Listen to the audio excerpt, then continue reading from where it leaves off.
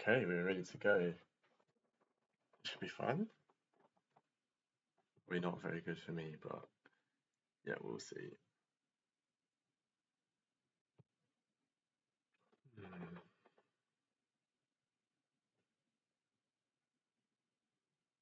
Okay, so we win the die roll. Opening hand. Okay, so this hand is great. We've got 2 tablets, which is the card I'm looking for. We have 2 pieces of interaction, Pyroclasm, and a clear finisher with the mana to cast it. The one thing this hand is missing is the 3rd land, of course. So keep it. Hope to get there, but we'll see if there's a chance we miss it. Probably about 30% ish. We will be in trouble. And of course, this deck cares a lot about land drops when you have a 7 drop. So we will see. But otherwise, this hand is for sure keep. The Floodmore as well is interesting in this matchup as a way to line up against Drakecatcher and Colorstorm Stallion. But yeah, to start, obviously tap land's going on. It's taps turn 1. If I put it on shock, he knows I have Into the Floodmore, as that's the only one that I'm representing. And I also have the Pyroclasm to take care of the Otter start, so I don't necessarily want to rush it here. And so same thing here, I can just pass because I don't need to rush this Pyroclasm. What I want to do is I want to line up against the Boomerang basic start. So yeah, exactly what he has here.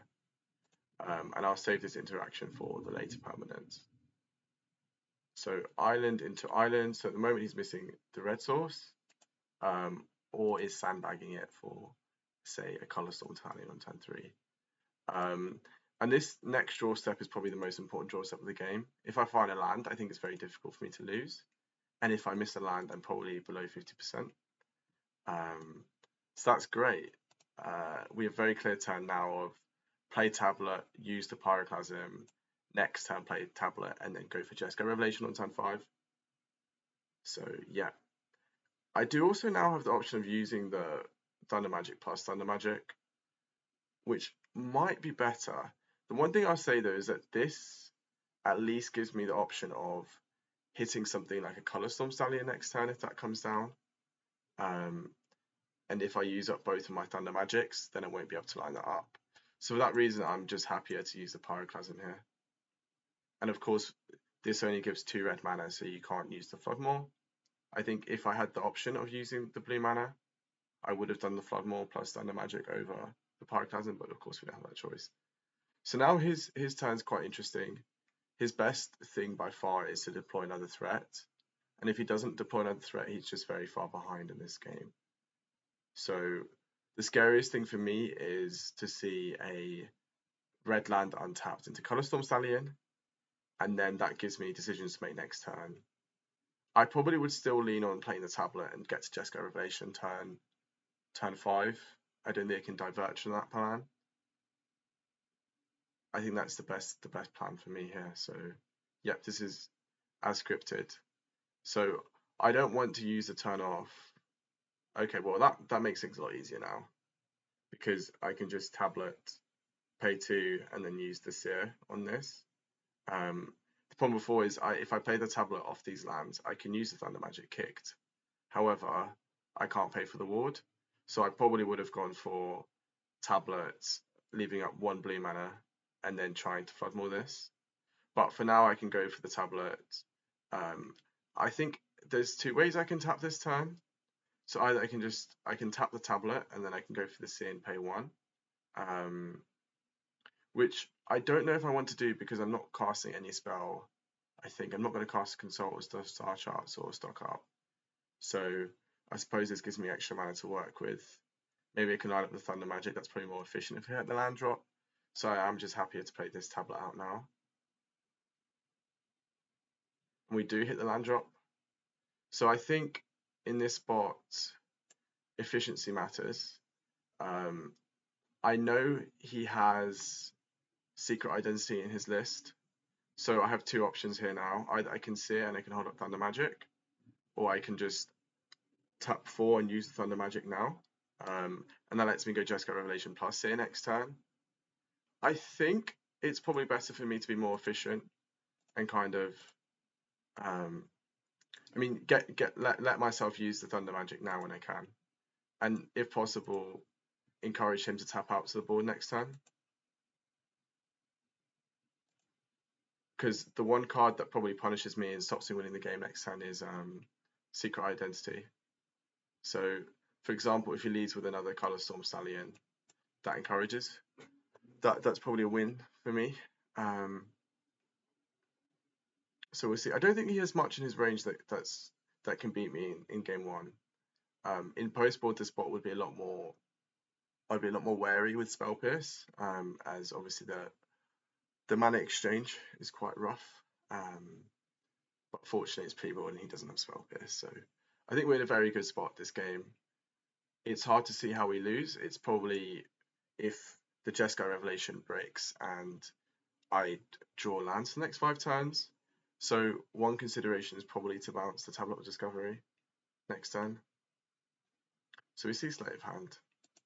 The other thing about the list opposite is that it doesn't have the crab, so the late game is obviously not as strong. It's more condensed onto the early turn.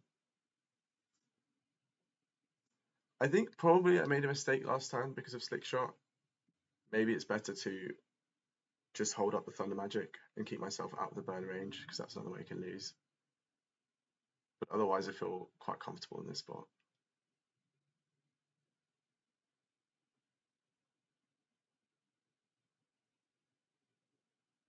Okay.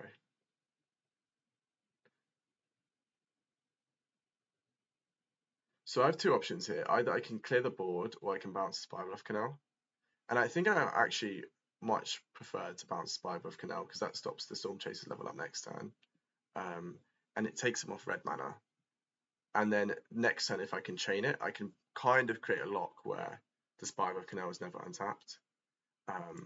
So I'm going to do this obviously now to stop the Spybluff Canal. And I'll go after an Otter here. There's also the option to go face here, but I think with this hand I'm perfectly fine just controlling the board. I also don't feel the need to rush a removal spell into the Otter here, but if I use the Floodmore instead, then I can get an extra 2 points of damage on a later turn, or get this out of range and make it easier for myself to trade. The one of Floodmore, of course, is also very difficult to play around for on his side.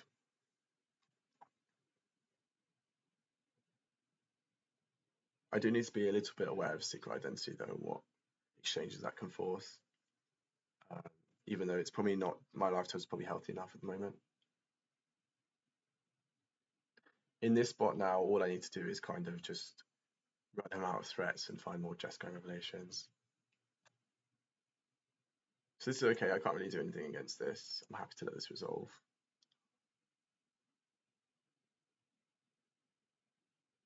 So I'll let the flow state resolve, of course. Then I have the option of whether I want to use Seer or Floodmore or consult the star charts. I'd much rather, in this game of kind of just remove threats and play attrition, much rather just hold the star chart so I can get 2 cards out of it. And I'd rather use the Floodmore now so I have an answer for Color Storm Stallion if that comes out on a later turn. His plan here is to set up either a Slick Shot or one big threat and try and push through with Secret Identities, so I need to try and find a way of getting around that. Obviously, it's a great spot to use stock up, I don't have much more. So in this spot, I'm kind of happy to just take more mana, more removal. So Tablet of Discovery here, probably another one is quite good. Same for Broadside Barrage. And if I pass with 3 removal spells up, I think my spot is quite good.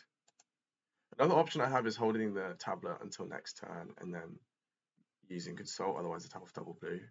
But I think what I can do is I can just tap this for reds and I still have that Consult option on his end step. I don't need to rush for the damage here. And I like to conserve my life total in this matchup, so happy to play this tapped.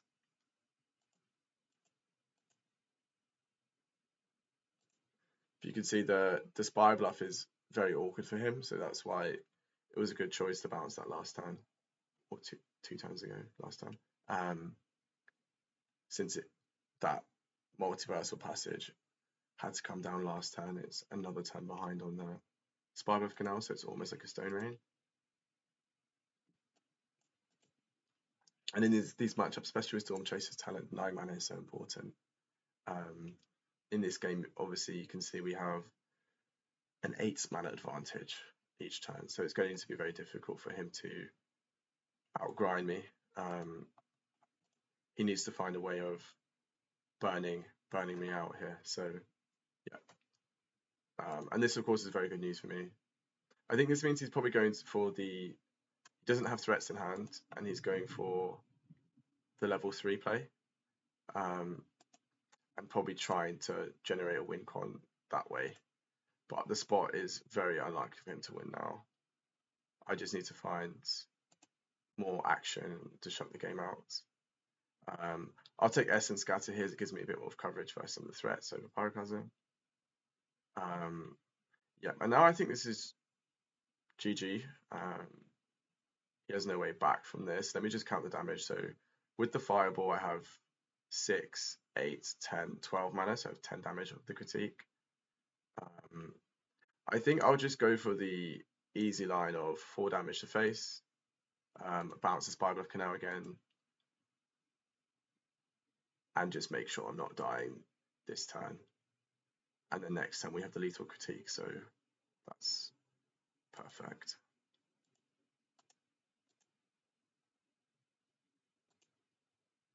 And this game, of course, was just, we had the tablet early, we had the Pyroclasm for the start.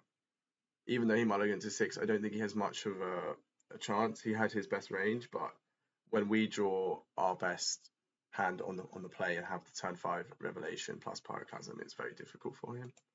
Game 1.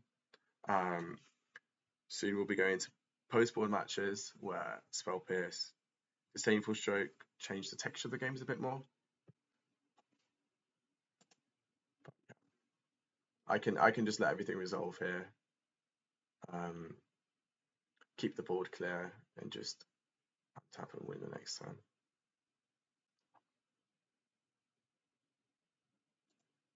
Yeah, this is fine.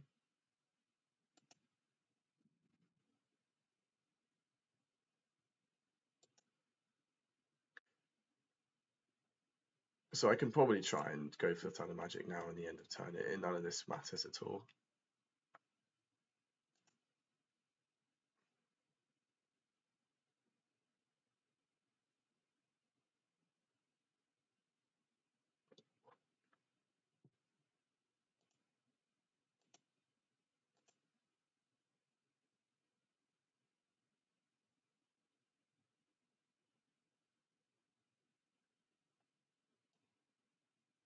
So I'll respond to this with Thunder Magic and the Console, and I'll just try and clean this up quickly.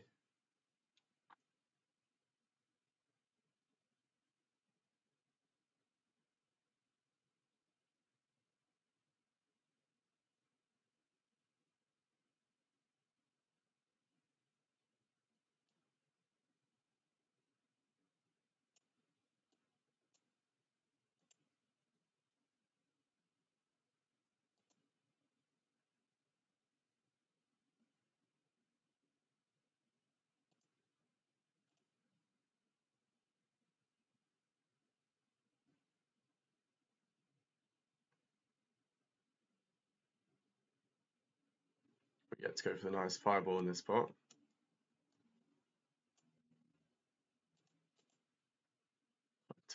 So we have 6, 8, 10, 12, 13, so 11.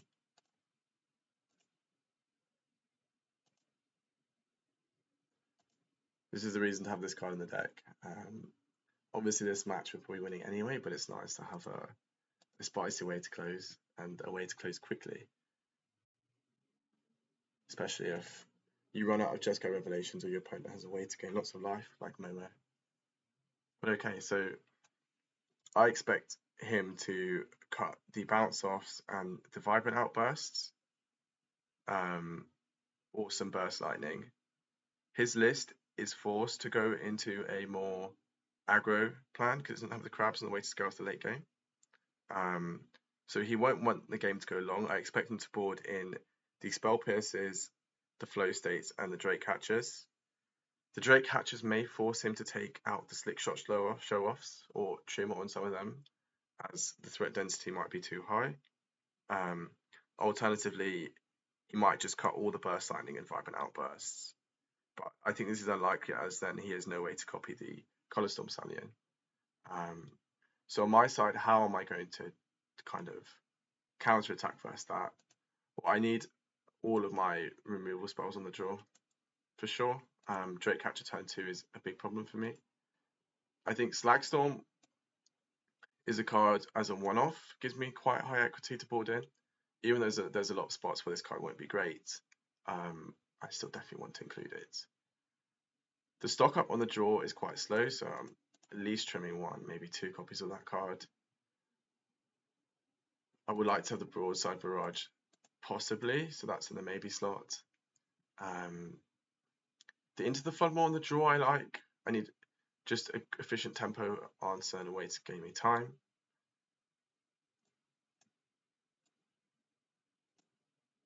The Traumatic Critique is quite inefficient in this matchup. On the draw, it's just too slow, so I'm definitely happy to trim 1. I have an option for Flash Freeze and Spell Pierces too, so I'm looking at those at the moment. I also have the option to trim 1 on a Thunder Magic, which I will do on the play, but I'm cautious to do so on the draw. Just because he has so many X3s and I expect him to trim on the Slick Shots, possibly. And I don't want to go too overboard on removal. So the Spell Pierces I think are good. The Erode is also an option, but it's just too hard to get white mana early. And the other card that I haven't touched on is, of course, Emeritus of Ideation. Maybe I'll come to this later on. I need to understand the specifics of his build more, but I'm not sure. I think I'll start with probably 2 stock ups on the draw, 3 Revelations. Just give me more edges against Spell Pierce. Focus on the board early, so I'll have the Emeritus. I'm happy boarding in up to 2 Flash Freeze on the draw for the Color Storm Stallion, although it's quite narrow. So maybe just the first one is what I want. There's also I can also trim on a flashback, and I think I like trimming on a flashback on the draw, as the card is quite that you feel the extra mana quite a lot. So I've got one more sideboard slot here, which I'm debating over. I think 3 Emeritus on the draw is just too much. I don't want to draw multiples of that card. And if I'm boarding 2 of these, I'm happy to take out Jeskai Revelation, especially through Spell Pierces. He has 1 Disdainful Stroke, but I'm not convinced that he'll board it in. We will see just the approach he takes in the post-board games. Probably I just keep the Thunder Magic. Or I think I need all my answers possible. 2 X3s, so happy to be in the Broadside Barrage and on the 3rd slot. The Flash Freeze is also a good option for a Slick Shot. I think this is okay, this balance. I'm fairly happy with this. Okay, let's submit. Possibly the Into the Flood more is still quite bad. Maybe I'm overboarded on removal, and that will affect the composition of my deck. We will see. I'm sure I'll make some more adjustments as the sets go later. So this hand I just can't mulligan. I have the Impractical Joke as an answer to turn 2 Drake Catcher, and then I have the answer to turn 3 Color Storm Stallion. I also have the mana to cast all my spells, even the sideboard, so even the Jeskai Revelations and the Emeritus of Ideation I'm covered against. The one thing I will note is that if he plays the Storm Chaser on turn 1, I'm not going to use Impractical Joke on it, as I need to save that for the Drake Catcher on turn 2. And if I place the events tapped on turn 1, what that does is it helps to protect my range, and I represent Pyroclasm a lot in my range. So whenever I lead on turn 1 tap lands, I will do that even if I have removal, just to kind of discourage the really aggressive auto starts. Okay, but this hand is a keep. It's just I have the removal. I will need to draw into good spells, and I probably have one more land or two more lands than what I would want. But I just can't be that fussy in this matchup. The main thing I'm looking for is just early interaction and tablets.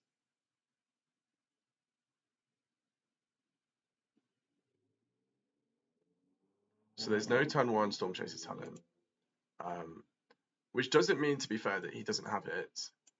There's still the option that he has it. And it's possible that he only has one land in the spot and would rather sleight of hand to guarantee the second land drop rather than casting Storm Chaser Talent on.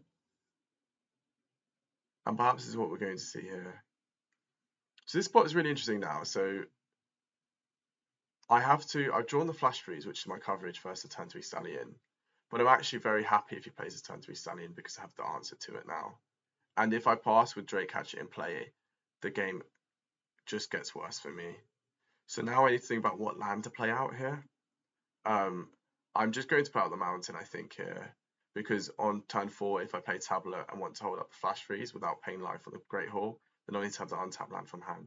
So it's strictly correct to play the Mountain out here. And of course I need to set my stops to represent having removal. Well, I guess the flashback does that for me, which is excellent.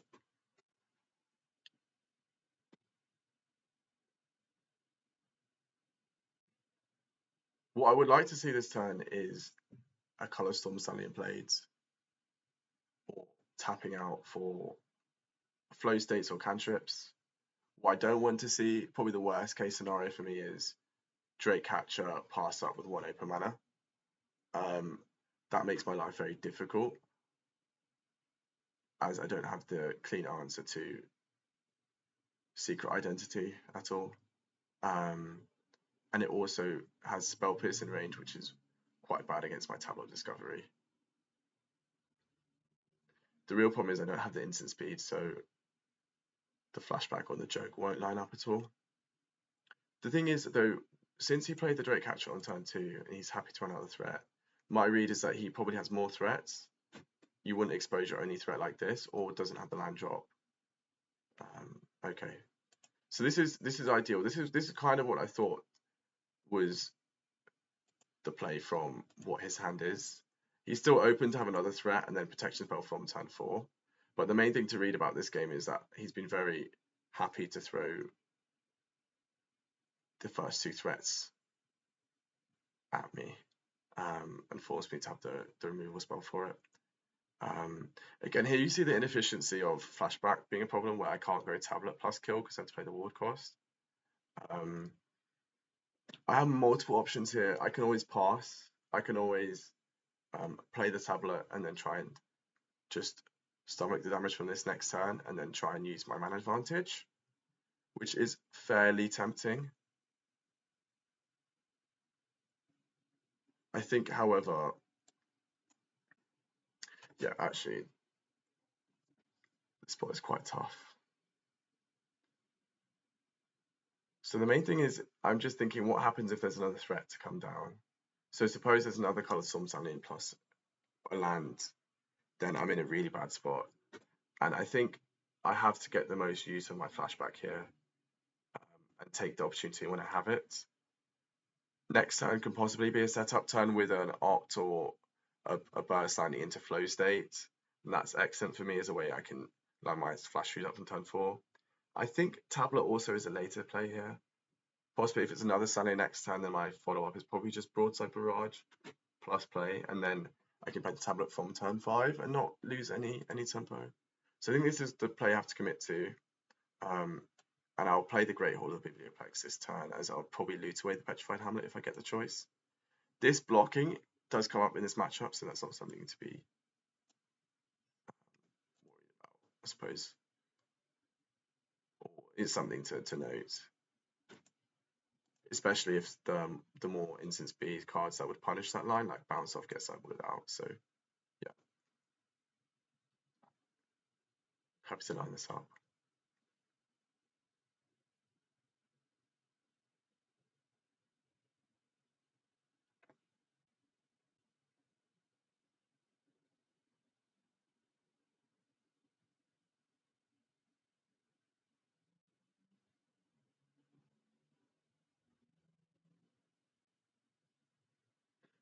So now it's really the question of whether he takes a setup turn or plays another threat, or how threat dense his hand is. This pattern of on the play x3 into x3 on turn 3 and hope that I don't have that both answers, because I'm very low on answers. I only have 2 jokes, 2 seers. So quite often this play works, and to be happy to take more risk and not wait for the counterspell. But yeah, here we see the setup turn, which I spoke about last time, which I thought would come. This is typical play pattern of either another threat gets deployed, but this is more common if the hand is land light. I think we can also see Storm Chasers to this board. And I think this Storm Chaser could have been in hand from as early as turn 1, which is quite interesting here. But of course, I'm just going to take the opportunity to develop Tableau Discovery this time. I need to start generating a mana advantage. Unfortunately, we can't cast it, and a lot of the spells this time we weren't going to cast, but this at least helps me to start representing Jeskai Revelation from next turn. So I just play out the island here. The draw discard on Broadside Barrage is looking very tasty here. If the pattern comes to end of turn, Storm Chasers, pick something up, play land past, and I probably need to fire off the Broadside Barrage, because this is a real ticking time bomb for me, the level 3 mode. So I need to find my Jeskai Revelation or my Emeritus and find a way to affect the board. So immediately from next turn, even now, I'm thinking I need to find a way to guarantee card flow. So consult the star charts, Jeskai Revelation, stock up, Emeritus. Those are the cards I'm really looking for in this spot. The other thing to note is that it's still possible for him to have Spell Pierce, but it's less likely since he tapped out for the Storm Chaser's talent. So it's probably not a card I'm going to respect as much this game.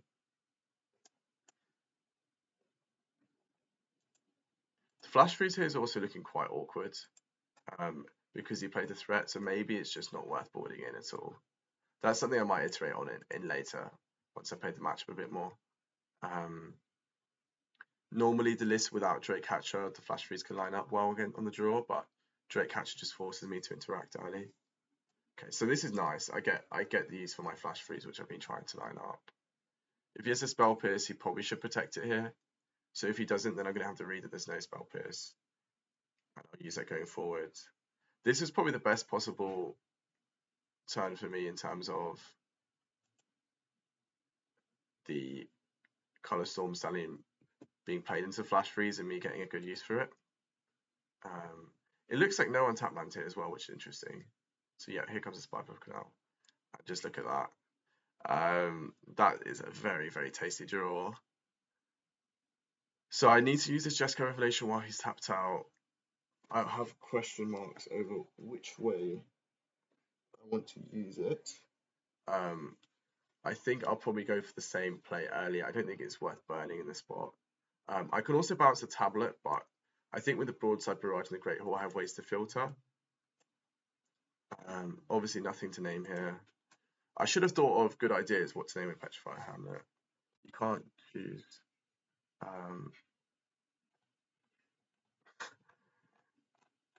I'm having a little look now. Actually, I don't mind Animal Sanctuary. Who doesn't love animals? Okay. Obviously there's nothing to name here. In this matchup, he has no lands that do anything. But of course, the card you play Petrified Hamlet for is mostly Basing Say. And those are 2 excellent draws here, so we're in the perfect seat in this game. This has been your control answers line up against their threats. And when that happens on the draw, then you feel very good about yourself, especially when you top up Jeskai Revelation. But of course, the way you lose these games and the reason why these games are a problem is when they cast the 2 drop, the 3 drop, and you don't have the answer for it. So in Liam's position, it's very correct to just force me to have the threats very often. But he does have the alternate game plan option of sculpting,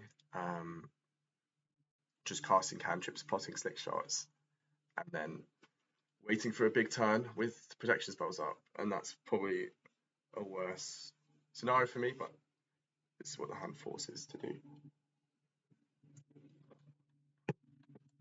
Now in this spot, it's just about making sure I don't make any big errors and I minimize my percentages of losing the game here. So probably the way I lose is to something like Slick Shot being plotted, or running Jeskai Revelation into a Spell Pierce, fizzing, running out of gas, or maybe his board just going too wide.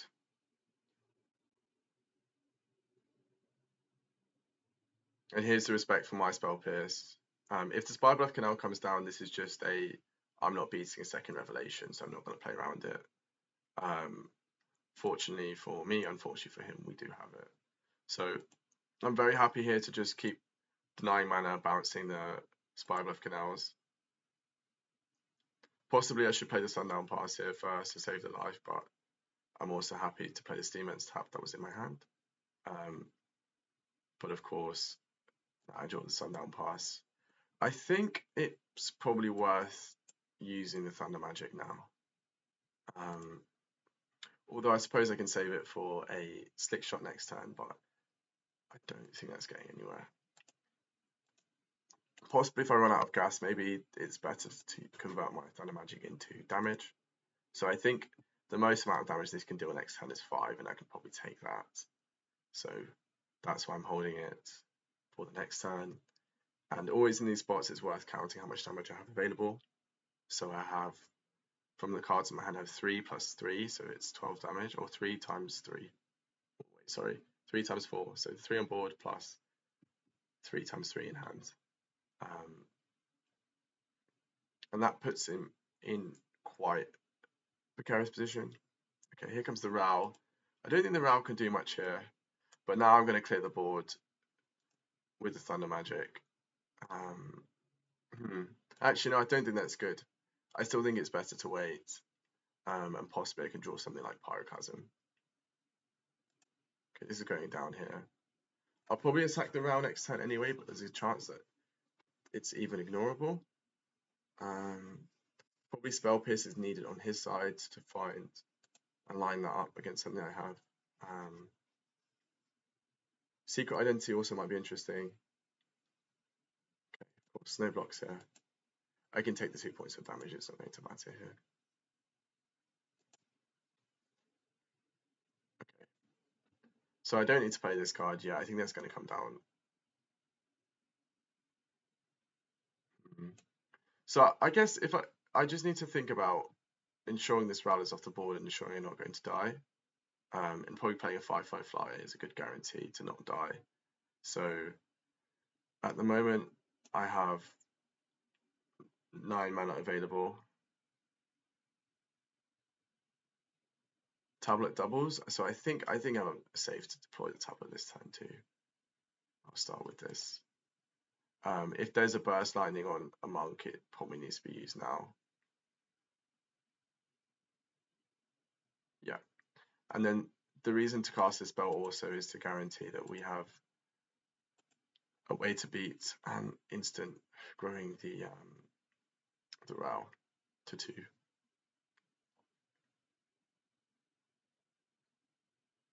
Technically, I can use a Stag Storm to get rid of this, but I don't think that's necessary at all. So I will deploy Emeritus. I'll be holding up probably both instants. So reds,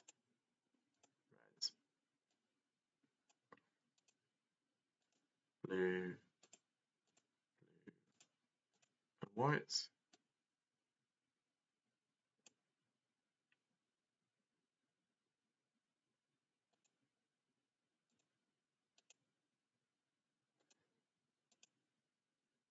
Happy to attack here, just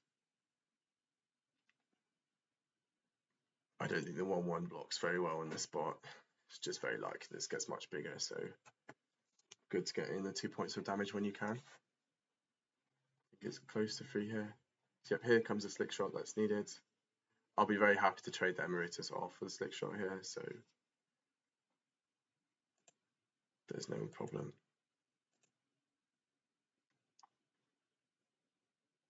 I'd rather spend the Ancestral Recall, but there's a chance I run it into Spell Pierce, of course.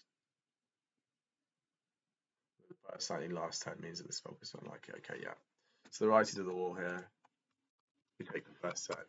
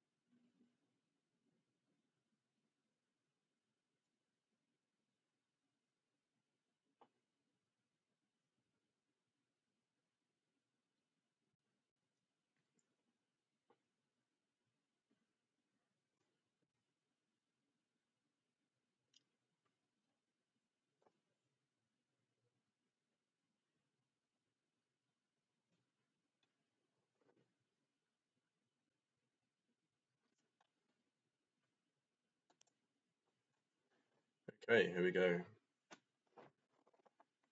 Set number 2.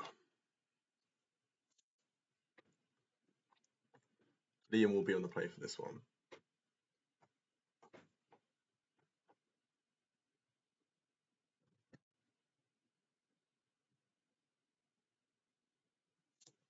So we're alternating play draw as we go through this. Okay. This hand is, while it has the removals, there's a couple of things I don't like about it. The first thing is there's no tablet.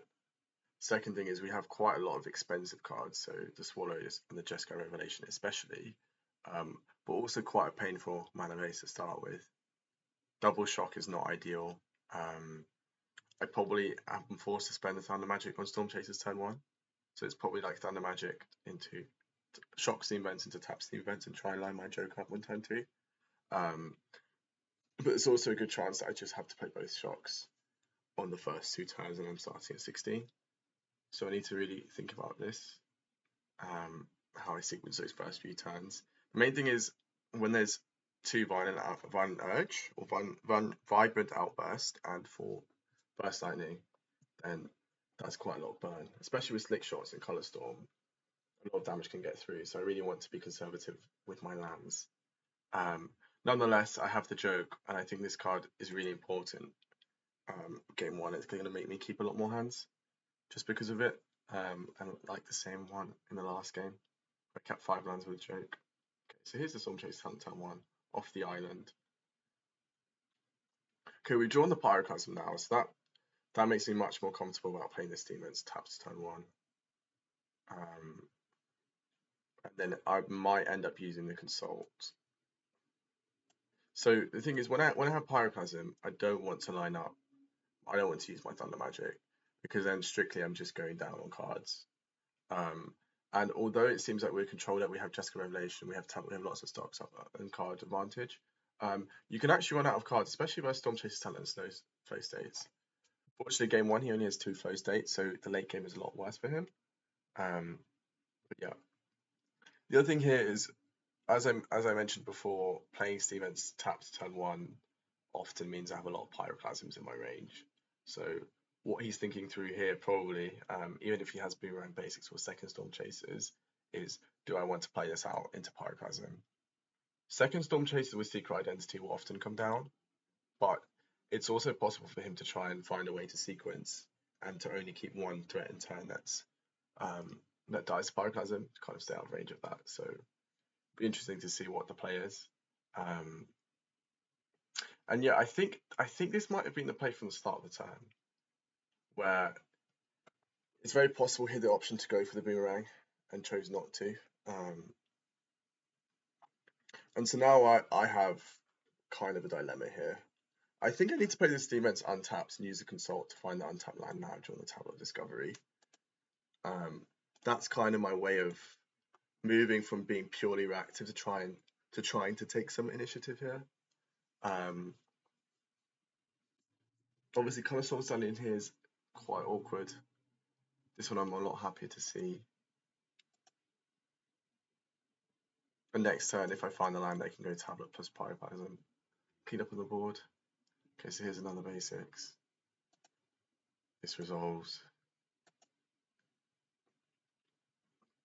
The one thing though is that even here, he might not commit into the Pyroclasm.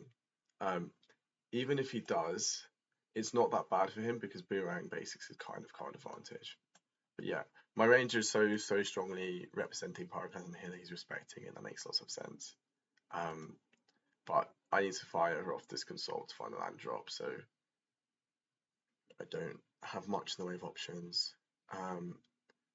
I also have the option, I guess, of tableting next turn and holding up Thunder Magic to use on the Storm Chaser's talent. And that also gives me the out into finding a white land untapped, because that's what my hand is short on. That's an extra draw towards a white land. So I think I'm probably leaning on this. And this is also a way to play through Secret Identity, which can cause me lots of damage. So I think that's what's going to come. Probably Stormcarved Coast is a card that could have been in my hand the whole time. The island is more likely to be drawn. It doesn't really matter which one I play, but I think having the access to more red is probably slightly better this turn. I guess no, I will just play the island out here. I think that's more likely what I would have picked on the consult the star charts. So it's very minor, but just some information concealment.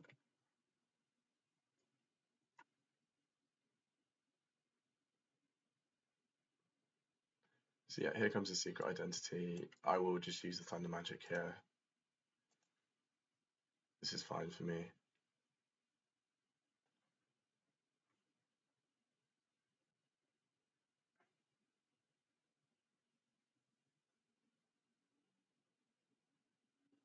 So there's no color storm suddenly here, which is quite interesting. I wonder if we'll see a plotted slick shot. No. So this is very interesting. I think his hand has to be very burn heavy at this point now. So I am expecting Vibrant Outburst on the end of turn, because otherwise it's a waste of 3 mana. So I think the line I'm currently thinking about is casting Impractical Joke and holding up Swallowed by Leviathan. I expect, I guess, end of turn Vibrant Outburst, 3 damage to you, untap, Storm Chaser, level up, pick up Boomerang Basics is the play pattern.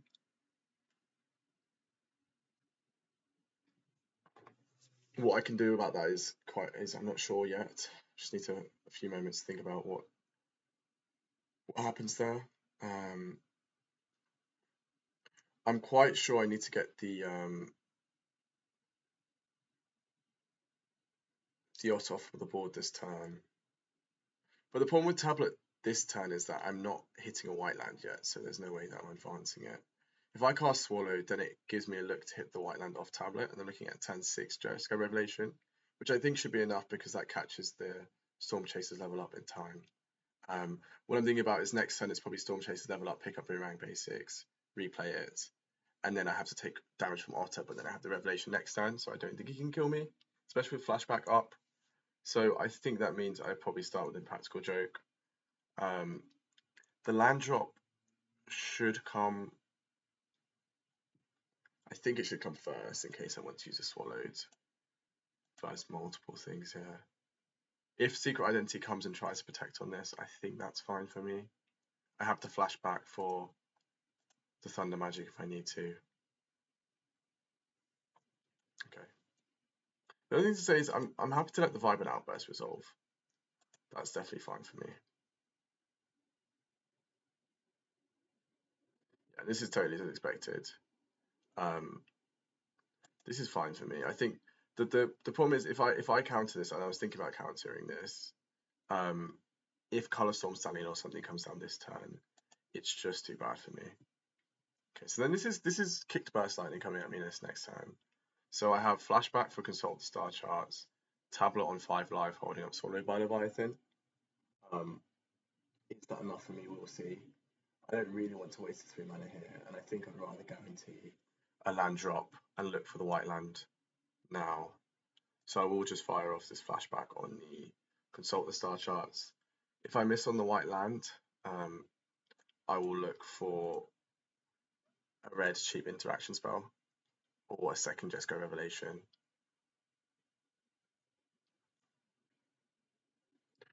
Probably stock up is also fine here. I think I just have to take Thunder Magic though, just because the Slick Shot coming down the turn after the Burst Lightning is quite likely. The Slick Shot could have come down last turn. It's interesting here. This is tough. I don't like taking land because it's not white land, but the problem is I don't want to tap out on the stock up, so I don't think I have a window to cast the stock up. I think the Burst Lightning comes now, but okay, we'll see. Here comes the Tablet.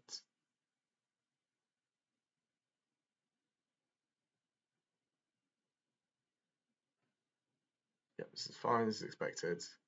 This is what I saw from just the pass on turn 4.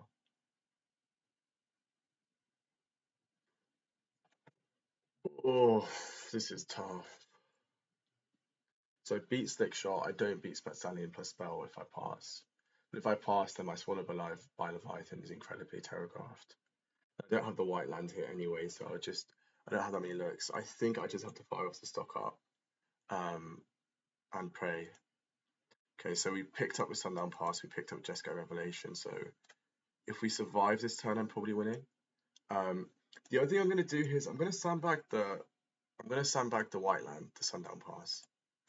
I think from the Shockland Consultant turn 2, I have given the impression that I'm short on lands. So it's very realistic here that I'm missing the white land. And that might encourage a more conservative line of play, rather than if I play the white land, Liam probably knows that the Jeskai Revelation is coming next turn. So in these spots, you need to try and conserve all the information when possible. And it's kind of about selling a story. That's what's important. That's why I played the island on turn 3 over the Stormcarved Coast. Is the Stormcarved Coast, if I played that, that's a card, Steam Vents into Stormcarved Coast, that would be a card in my hand the whole time. But the Consult gives the impression that I'm short on lands. Because most of the time when you cycle on turn 2, it's because you're looking for land. So the island is more likely to have been chosen off that. But yeah, this is great for me. The Storm Cases level up here. There's no Spider Life Canal to bounce, unfortunately. Yeah. You think about what combinations he can have against me next turn. So here probably comes the Vibrant Outburst now. I for sure have to use a Jeskai Revelation on my turn, because then otherwise you can just respond with anything. And I'll be bouncing a land for sure here. So probably Steam Vents. Picking up Sundown Pass was huge as well, because of Hallowed Fountain would have cost me the 2 life. And the Jeskai, the Great Hall, would have cost me 1 life and another life next turn. But now I think I'm mostly in control of this game. I have the blockers. If Slickshot comes down, then he has to push everything into it. So Secret Identity probably doesn't work. Slickshot is the one card I'm scared of in this spot, because it does have the potential to kill me. That's the main thing. I think if I survive this turn, then I'm very comfortable though. And maybe have a way to kill next turn. So I have lots of damage, actually. So Thunder Magic plus Floodmore on the Storm Chaser talent. I guess I move to combat, everything I have is instant speed, so if there's a Vibrant Outburst on a creature. Yeah. So let me just think this through. So I start with, I guess I wouldn't want to Floodmore. I'll start with, I can go Thunder Magic on, I can go Floodmore on the Otter. I can Thunder Magic my own creature. I'm not sure if I want to do that. So what's the sequencing? I can start with Jeskai Revelation phase, probably. Bounce the Otter. Puts into 10, taking 4, going to 6. And then I just pass up with Thunder Magic and Floodmore. I think that's winning enough. I don't think I need to go any more than that. Everything else is a bit too risky if I put both of these into this. But attack first, this way I don't run into the Vibrant Outburst. So bounce this, 4 damage to face. If I went for, yeah. And I think this game is close to over. Especially if I have the Floodmore and Thunder Magic, I can just save the save it for a Slick Shot. Okay. Actually, I don't need to save this. I just care about Slick Shot here. This is the only card that really kills me. I win next turn for sure with Traumatic Critiques. There's no need to rush.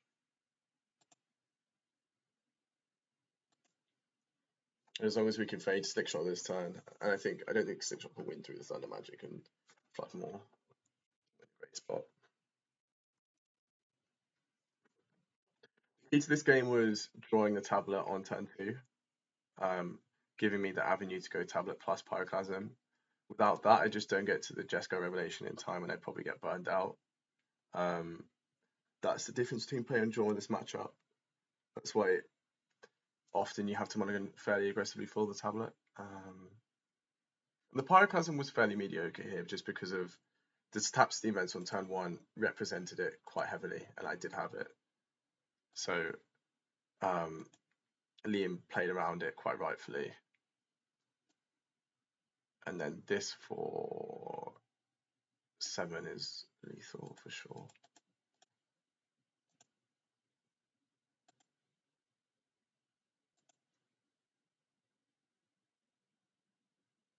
Cool. So we're on the draw again post board.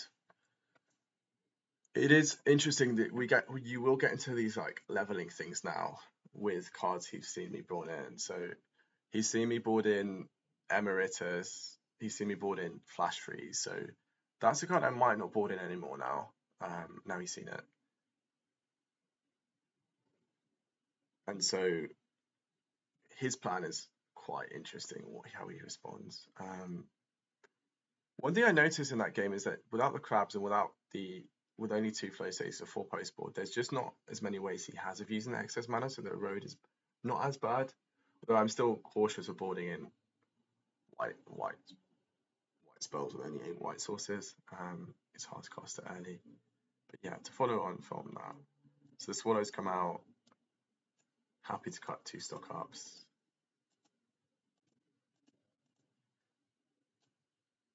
The Floodmore, the flashback I probably should just keep, I think, and just try and double. Critique is definitely too inefficient.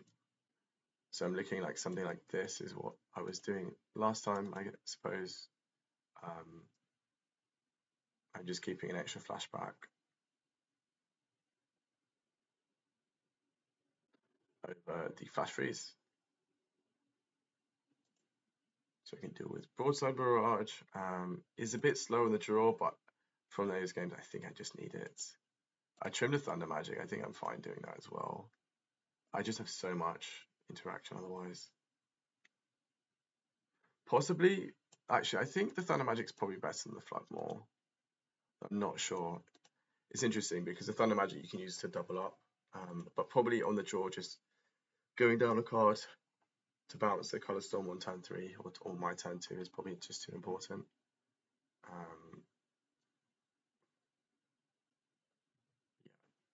I think this looks okay to me. Flashback on the Joke and the flashback on the Seer is relevant. It's possible that this third Broadside Barrage is just too much, but I think it's quite good in the mid game. But maybe without crabs, it's just too much mana on the draw. On the play, I'm happy to have 3 for sure. There's a Drake Catcher answer.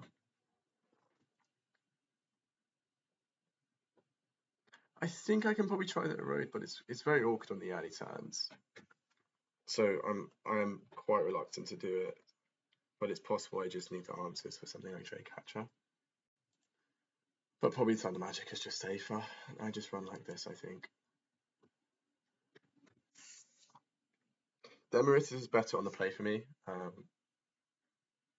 for sure. I don't think he boards Get Outs even though he's got the Emeritus, because it's very difficult for him to leave mana up when he needs to be playing creatures and trying to burn me. There's a plan he can go where he plots the slick shots, but I think with the threat density and how his threats line up, it's worth it for him to do that. Again, we just have to keep this hand. It can lose, but the Slag Storm, the Tablet, if I draw one piece of early interaction, the hand is great, and I probably have 2 draw steps to do that, on turn 1 or turn 2. So yeah, but it's definitely you can lose with these hands for sure. On the play, I feel much better.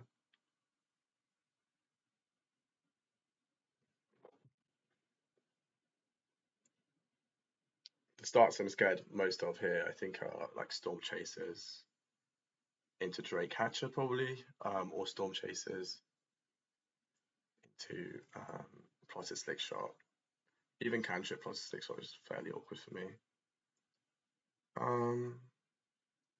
Okay, I think I'm happy to play the Sundown Pass on turn 1, but that represents Pyroclasm a bit.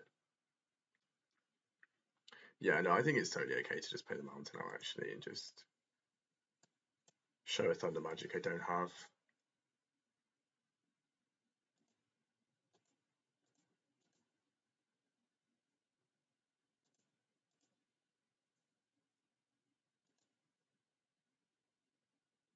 Can go Great Hall as well, represent Spell Pierce, but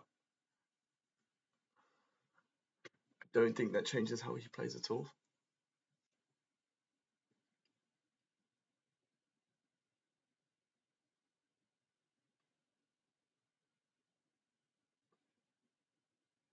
Opting to plot a Slick Shot is definitely the scariest thing for me here. Okay, Flow State is good. This is almost certainly another Flow State. Just to get the sorcery count. But it also means that there's not anything like Sleight of Hand. And that Spell Pierce draw was just amazing. Because as I said, I think it's another Flow State coming this turn. It's probably going for a pattern, okay, of holding up a protection spell for the Drake Catcher. So I probably have to play in a way where I say, fine, I take a hit from Drake Catcher and I try clean the board up with Slagstorm on a later turn. Just kind of force him to tap out, I think. I will cycle this Consult the Star Chart, so I would like to replace it with a removal spell if possible. Or I guess just another tablet here. So I don't like any play here other than just slamming a tablet and running it into Pierce. Slagstorm is obviously just doesn't work here. It's a powerful card that I can use to clean up boards later. So, I mean, the thing with Drake Catcher as well is that you kind of want to tap out. Like if he can make a wide board and I only have one Slagstorm, then it's difficult to play around it fairly often. There's also a chance to hit something like Impractical Joke. Okay. So the tablet getting Spell Pierce is not the worst here because of the Slagstorm in my hand and because of the second tablet I have.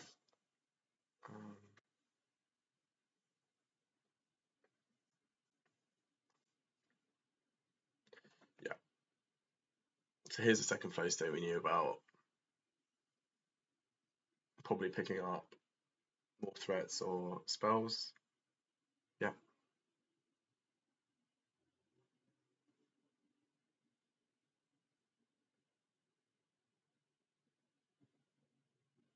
Okay, nice. Wow, this is a great board for my Slagstorm. I was wondering if you'd play land and pass up, but this is perfect for me. I am just going to get the tablet into play now when I can, even if that means tapping off Spell Pierce, I think. Because that lets me stock up with a mana advantage next turn. Is there boomerang bases in the graveyard? There's not. I guess versus Rao, I'd rather just have the Spell Pierce up. But I represent it quite heavily if I don't tap the Great Hall. So the question is whether I leave the Great Hall untap. I think I don't. I think I just do this.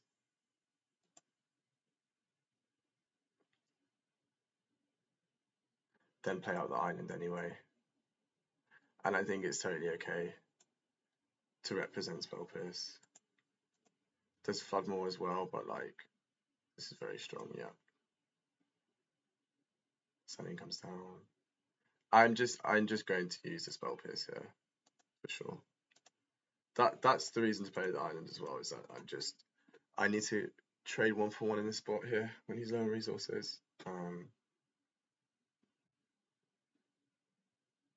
So it's probably not Burst Lightning in hand then, which is good to know. How am I tapping? Probably reds, colorless reds, I think. Yeah.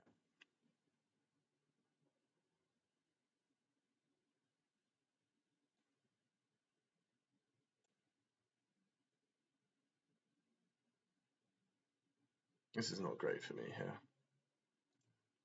Let's take another damage here. The best thing for me would be level up, flow state, tapping out, and then I can try and go joke plus tablet and maybe try and draw into something good.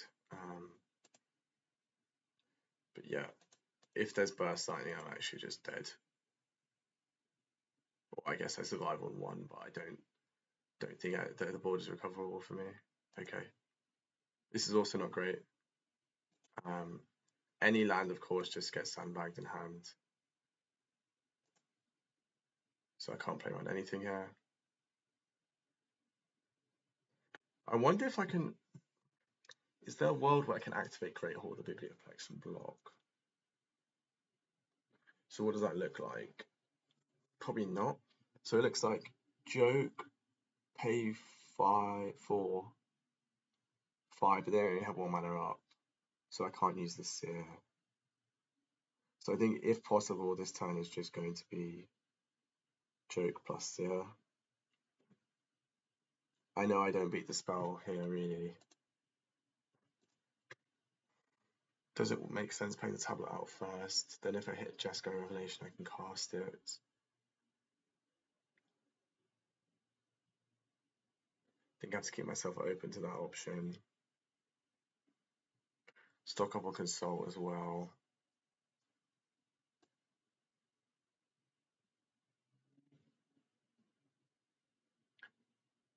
I just don't put him on any spells here, to be honest, totally honest. The only one that makes sense is Secret Identity, but I don't put him on it. The question is, I think I can just play the Mountain out here, to be honest, first. And just make sure I have the blue mana up, because the extra land here is just not going to matter.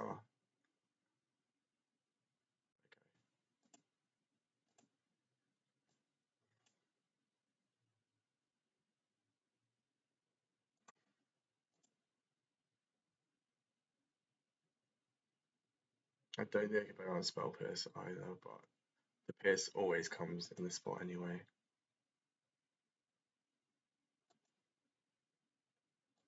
Just play with the blue.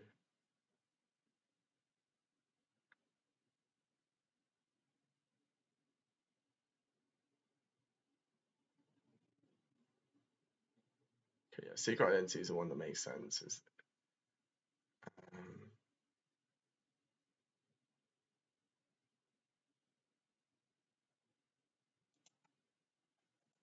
I guess I survive next turn still on 1. I need to top deck a Jeskai Revelation, but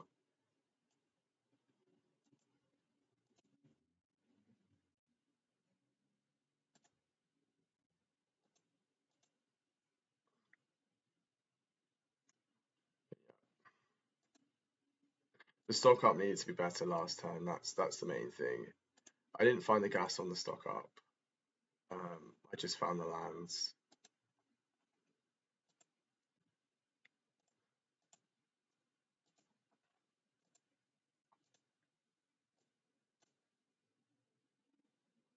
That's a lot of lands to look at.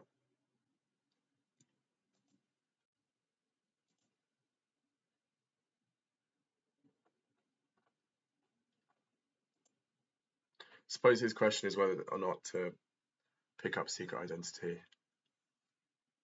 or Sleight of Hand.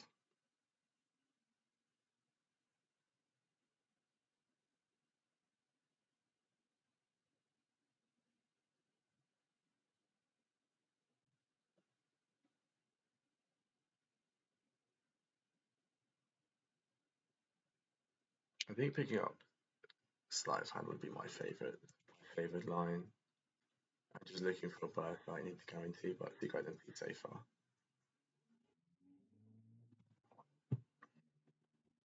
Yeah, I like this. There's a lot more.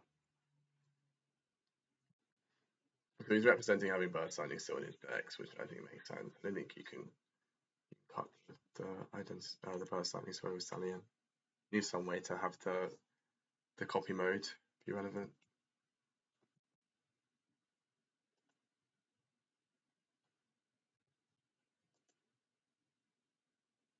Interesting.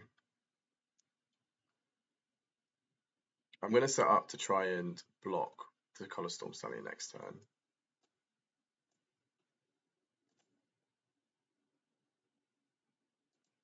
And then we might see a Secret Identity forced. And then in that spot I can use a ton of magic in response. Okay, but now I need a ton of magic. I don't have an option.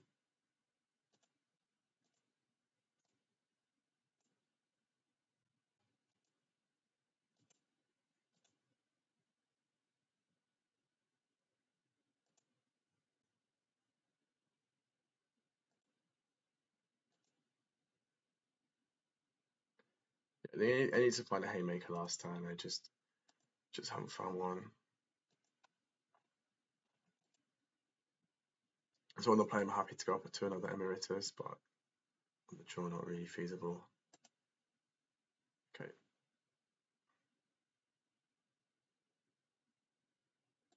Possibly only having 3 Jeskai revs is wrong. The first one's usually enough, and I have the 2 flashbacks, but I do need to find it here.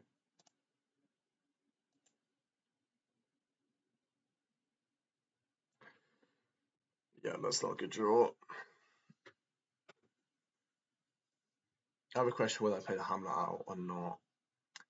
I probably is a world where I use a Spell Pierce next turn if this levels up. And then I have this card to the Barrage. If I draw Barrage.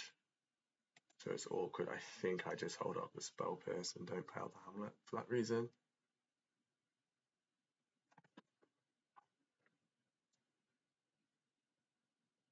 Do not feel good about this game though. I think there was a spot. It's the stock up has been the crucial part of the game. If I find something like an Emeritus or another card flow spell or Jeskai Revelation, I probably have a way to turn the corner when there's just that turn with the Stallions in play, or even just the first one. But now I have no counter pressure, so Liam just has all the time in the world.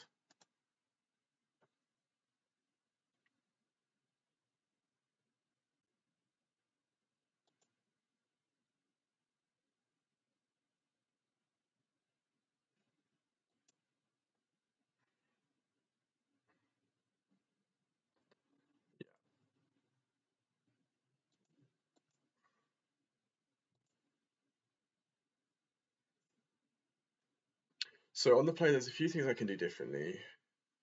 I can have more expensive cards in my deck. That's the first thing. So I can have the Emeritus, I can have the Broadside Barrage, I can have the stock up, because I don't need to be as aggressively dealing with the board. The Floodmore is worse. I think I don't need the 4th Thunder Magic, so it's just about this balance here.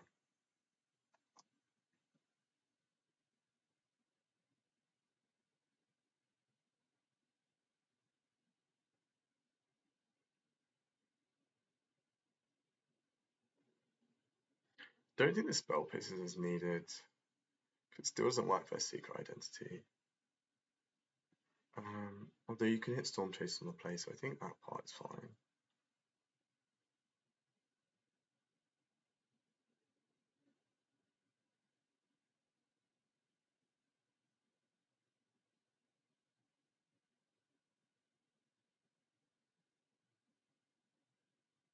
Got one more card to cut. I don't like cutting more than 1 stock up on the play because there's just not much punish. Even there's a world where you have all 4 stock ups.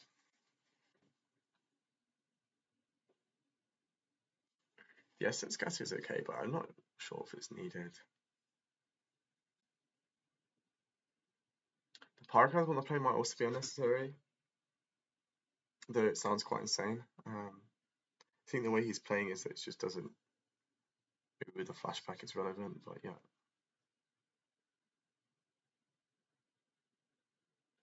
I'm looking at cutting another interaction spell here. Essentially, I don't really want to cut any card flow. With just Tooth Pierce, probably yeah, I'm happy cutting 1.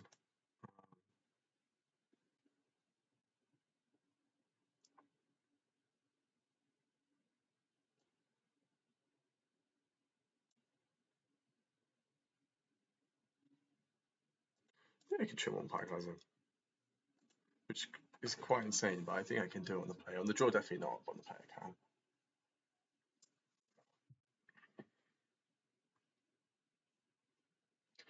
Actually, immediately I'm regretting that. Probably the Essence Scatter is not needed. Killer's Hand is great.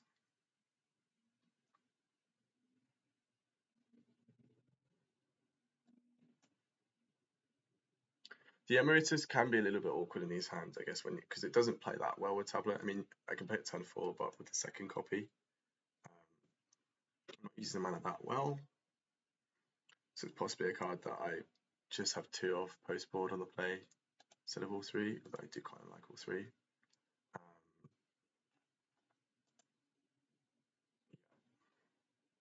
But otherwise, the Steam Vents and the Mistwright's Village, nice painless ways of taking no damage from the mana. And I'm almost certainly using this Consult to find a land drop.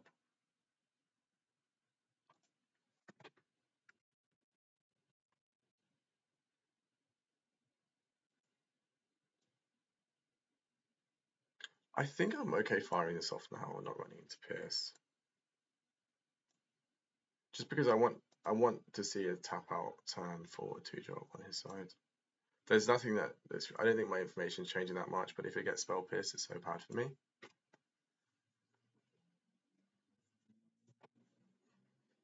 And I think some worlds that's possible. It does signal that I'm just short on lands. But normally there's no reason for him to shock Steve Vents from turn 1 and show that he has a Pierce if he doesn't play the spell doesn't play an opt. So yeah. So I don't think Steam Vents tap means no Spell Pierce. I actually think it's probably the opposite, especially with Spy Bluff now. I think it's probably trying to conceal that he does have something. Do I want to run Tablet into Pierce is the question. So the alternate thing is I pass, then Colorstorm Stallion comes down, or Drakecatcher comes down with Secret Identity up. Then I barrage into the. If it's Hatcher plus Identity, I'm happy because I barrage it. If it's just Stallion, then I've just wasted 3 mana. And he kind of knows that. With the second tablet, I think I'm okay just jamming this first one into Spell Pierce and taking it out of the hand. So I will start with that. I probably put the Great Horde to play, but no, next turn, no, I can't do that. Yeah, I need to put the Mountain into play. If next turn I go Tablet plus Broadside into Drakecatcher, for example. I think Spell Pierce here is super likely, and it's a really weird thing of like he played the Steam Vents tapped on turn 1, which means that the Spell Pierce is more likely, especially with Spire Bluff. Like either it's just drawn or okay.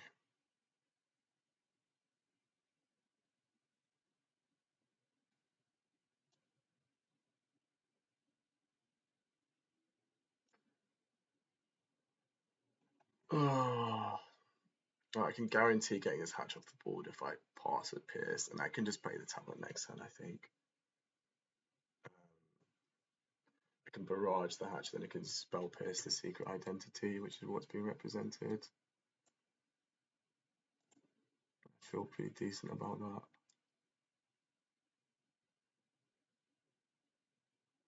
I don't think this exchange is that good for me because the extra card for Liam is on the draw from just trading 1 for 1. He can still outgrind me here. So either I discard Tablet or discard Broadside Barrage. I think I just play the Emeritus next turn. There's like nothing that's going to stop me doing that. And there's not really many punishes for that. So it's like Stallion into like Boomerang on the Emeritus, and then yeah.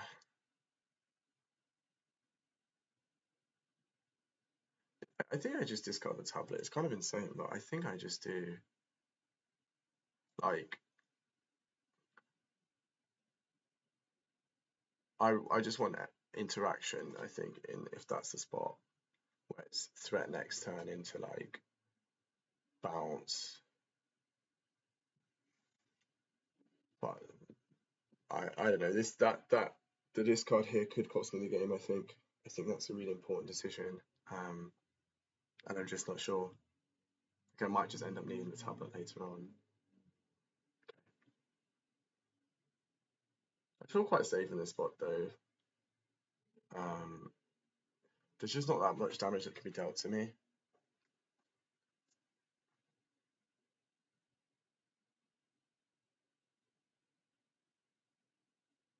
So passive spell pierce, probably passive secret identity is like what you're trying to represent here. There's obviously no storm chase or anything.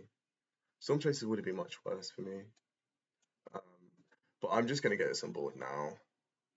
Because this blocks Color Storm Stallion. If I untap with it, it's just great.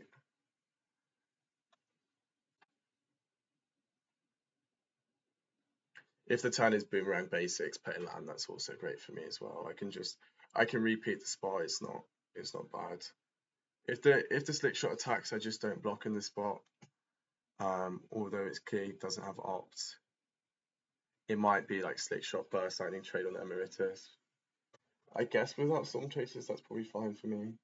I just need to work out here like whether he bluffs or not. Because if it's a bluff, it's probably only 1 damage.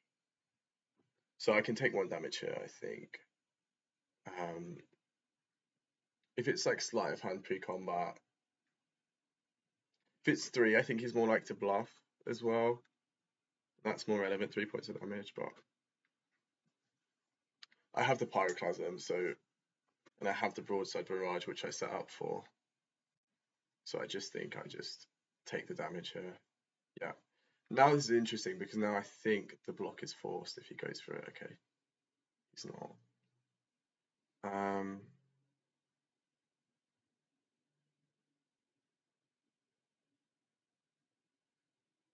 Okay, I just want an Ancestral Recall to start with and then use a removal spell. That's the plan. Even if he has Secret Identity, that's like totally okay for me to trade 1 with it.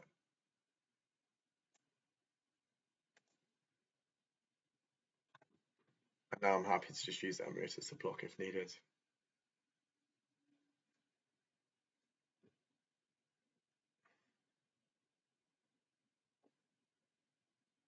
So I can go for Joke plus Pyroclasm, uncountable, and play on Pierce, which is really attractive to me. And then hold the Broadside Barrage. So this way, even if the Stallion gets saved by a Pierce or something, I guess I'm not beating Pierce. Never mind, that's what I was. I have the Pyroclasm lined up to clear the board.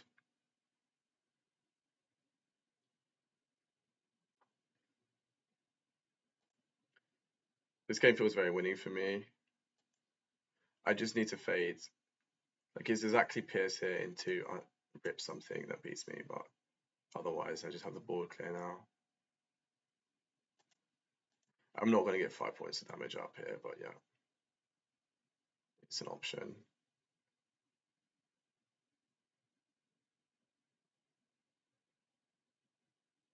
This is why the card is so strong on the play. Like, it just saved me so much damage blocking, then it drew me 3 cards, and then it's my way of closing the game as well. Like, I don't need the tablet got pierced. I still had a way to get through, which is great for me. This is the 8th card I need to get the Ancestral Recall going. I could have just played another one of these. Maybe that was probably better for me, actually. Yeah, actually, I think that was better.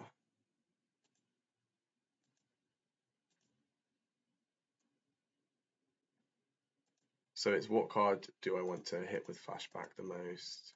Probably Broadside Barrage is the card I'd like to keep. I draw with flashback. Just remove a spell that filters.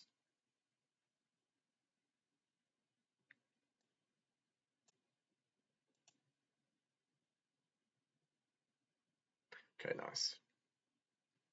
Now the game is all but over. Oops. I did not mean to do that. I was trying to play my land out there, and I tried to escape, but then it clicked submit 0. That's awkward.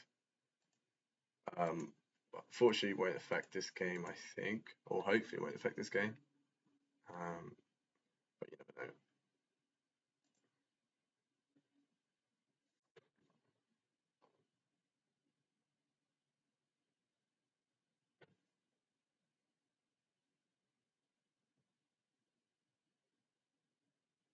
Okay, so now just go face with the Revelation.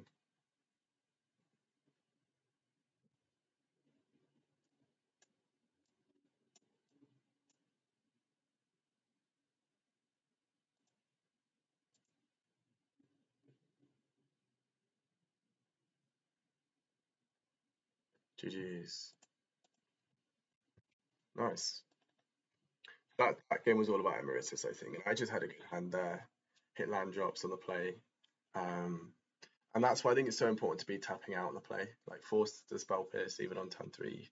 Then have the barrage on turn 4 to clean up, and then slam the Emeritus turn 5, and then there was no real way for him to deal with it efficiently.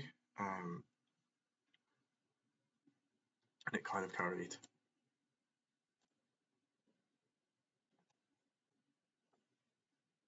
Cool, match 3, here we go. Feeling good about the 2-0 lead. We'll see if it keeps up. See how many more matches we've got to play today. I should be on the play for this one. We're trying to alternate. Nice. Yeah, it's a clear mulligan here, just one land. Throw it back.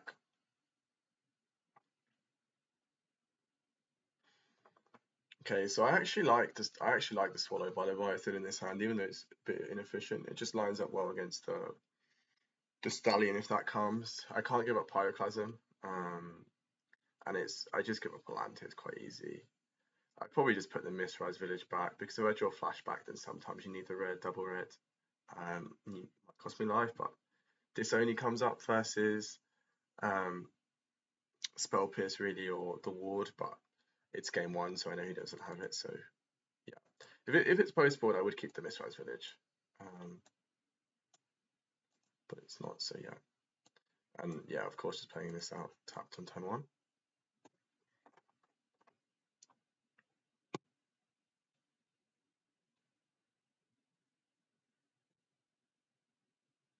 I can never use Pyroclasm here, unfortunately.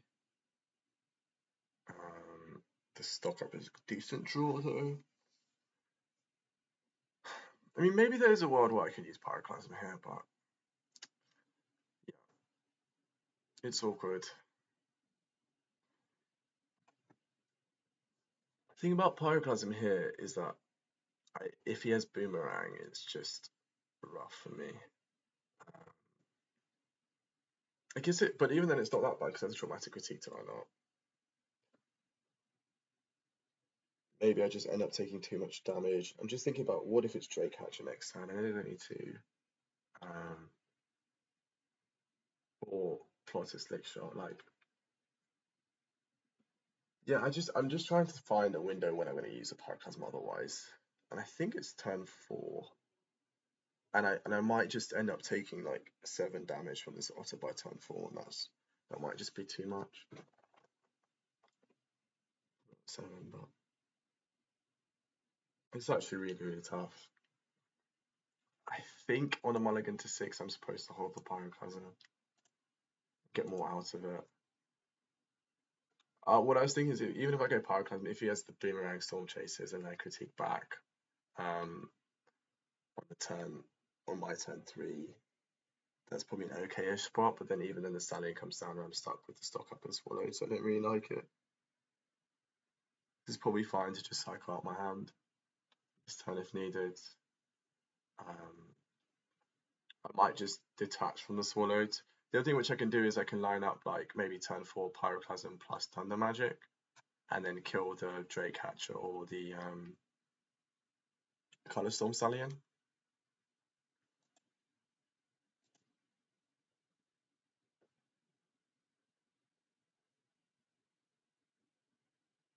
That might be what I end up going for this game anyway. Now with the stock up, I have a turn 3 play. That means I probably can just give up the swallowed. So yeah, let's just do this. Okay. So we have the Pyroclasm plus Thunder Magic set up for turn 3. I don't like swallows. Yeah, I'm just going to ditch this card here. I don't like holding that up turn 3 because I think it's just so easy for him to play a cantrip or something. Wow. But we drew the tablet. That's such an insane draw. It means I can go tablet plus Pyroclasm. And even if it's Stallion or something next turn, I have the Thunder Magic kicked. So I just save myself so much life. That's such an amazing draw here. I'm going to play the Great Hall out first. Just in case I draw Broadside Barrage or something and want to discard a mountain. Okay, now I'm going to hold the Pyroclasm here, I think.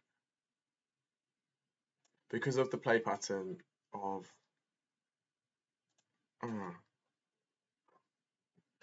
yeah, I think it's better to hold the Pyroclasm another turn, just in case it's more of like a Drake Hatch or something. Like, if I can have the Seer for free, I mean, or if it's more Storm Chasers talents, I think I just use the Seer up. The reason to Pyroclasm, of course, is to save the life, and I save at least, on average, probably about 3 lives this way. But I think I can give that up in favor of more efficient board. If it's Drake Hatcher next turn as well, I can cast the stock up and then clear the board.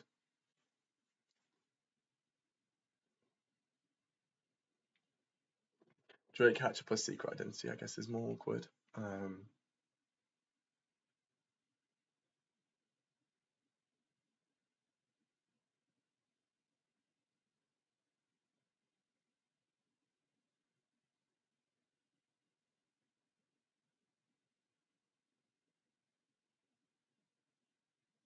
There's a lot of avenues this turn can go, really.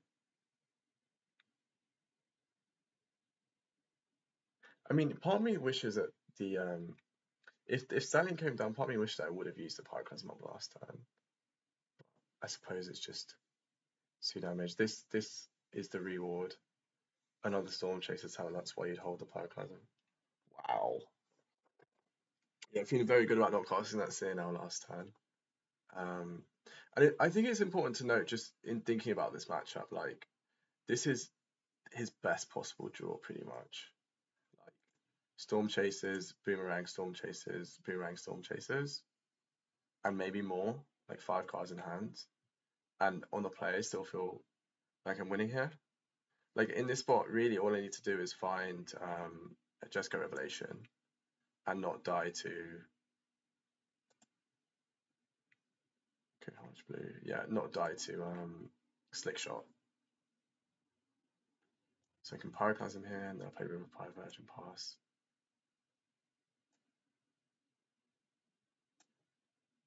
It's naturally always correct to stock up first. Just because A, it disguises the information, but B, it's just the correct sequencing. Okay, yeah, this is fine. Wow. Okay, so this is still a lot of damage coming through. I can still lose this game for sure if the same pattern repeats. That's what's so strong about the Storm Chasers Boomerang, is that you put pressure on for free, basically, like a ton of board pressure, but you also doesn't cost you anything. I can lead on consult the star charts, but I think it's probably better to wait more information. What would I consult instead? So if I consulted into Broadside Barrage, that'd be more efficient. I could also consult it. So I'm taking like Broadside Barrage, Impractical Jokers on one of. Is there Flashback? Maybe Flashback. What about another tablet? That doesn't work, right? Because I need to pay 5, yeah. It's probably better to consult now and then not leave myself tapped out. But then that way, I'm tapping out the other way. I represent more mana up. I represent other interaction. I think probably the Slick Shot, if it's Slick Shot, probably just has enough to get me anyway next turn, that I'm just going to go for this now. Okay. And yeah, I'm not going to kick it because I need to kill with the Discard Storm.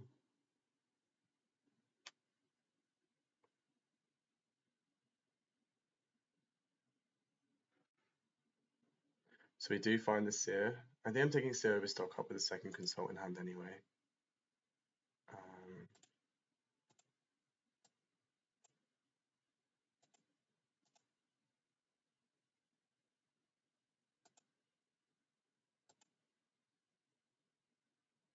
Obviously doing this on my turn because he's got Secret Identity and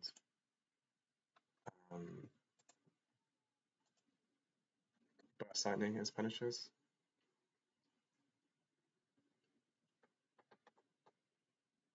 Now it's a question of how he can put the most pressure on and kind of get me before I can find Jeskai Revelation.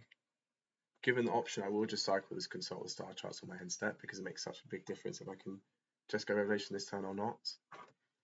It might be tempting to hold this and kick for 2, but I'm at the stage of the game now where like it is just about revelation.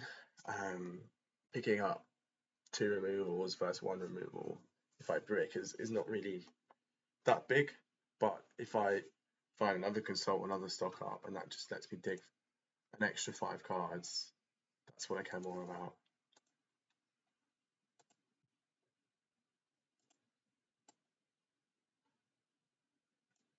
So 36 cards with 4 revs and 5 looks.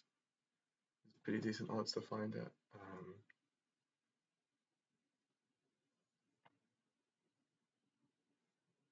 On his side, Storm Chaser's level up is just, it's probably losing.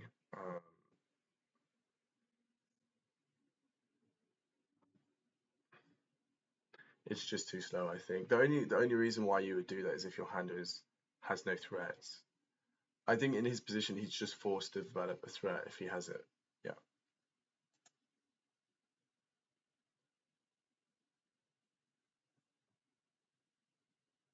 But there's a certain amount of hesitancy, I guess, but maybe he's just thinking through all his options here. I don't know if I don't think I put him on Secret Identity at the moment, but possibly could have been found.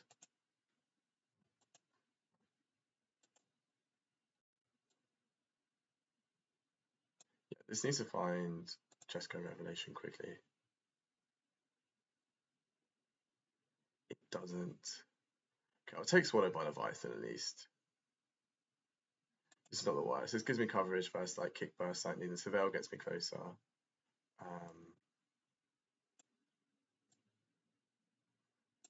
And it counters Secret Identity.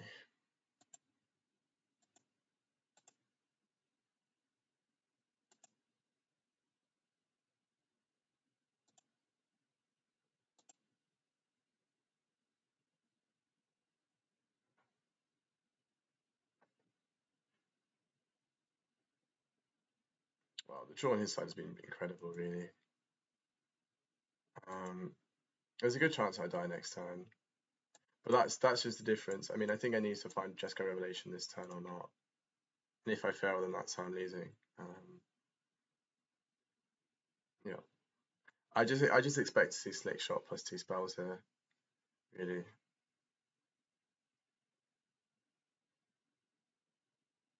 Maybe not, maybe it's just Storm Chasers level up, but yeah. Even then I'm still not happy to see Storm Chasers level up. I don't know if I have the time next turn to Consult kick for 2.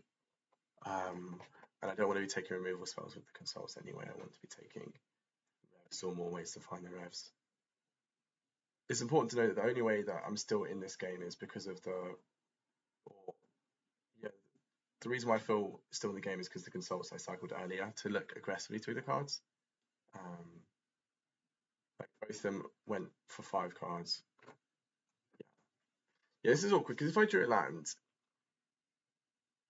I'm able to so I'm just thinking if I need to pass and try activate this to block. And then Consult end of turn. Yeah, if I find a land, I can go play land, Consult, try find a rev with 7 looks, which I think is more likely than not. Now I'm in this weird position of if I Consult, I don't have a blocker for Color Storm Stallion. What am I looking for? I guess I'm looking for Flashback and Rev. Those are probably the 2 safest things I can take. One of them has to go for Rev. Why wait? I guess if I find a land, or if I find... Okay, I'm just thinking about the reasons to hold this.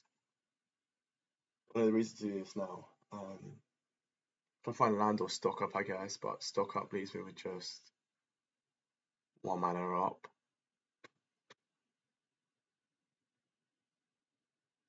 Oof, this is not pretty. I don't know if I get more information. I think it's I think I'm just supposed to pass. No, but if I block with a Great Hall, that's just losing. Because of the land. Yeah, I need to just do this now then.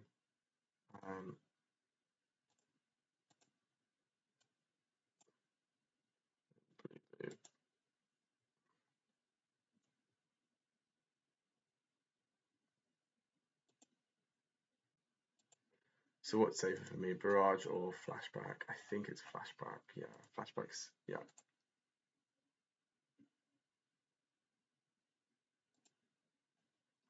And the Joker's okay draw for this turn anyway, because it lets me go Rev plus another removal. So if I survive, I'm fixing the board at least. It is awkward though. I guess I didn't look at it. I mean, even then, I don't think I can take a white land, but it is awkward that if you burst lightning me, I can't cast a Revelation in my hand. That's probably something he's thinking about now.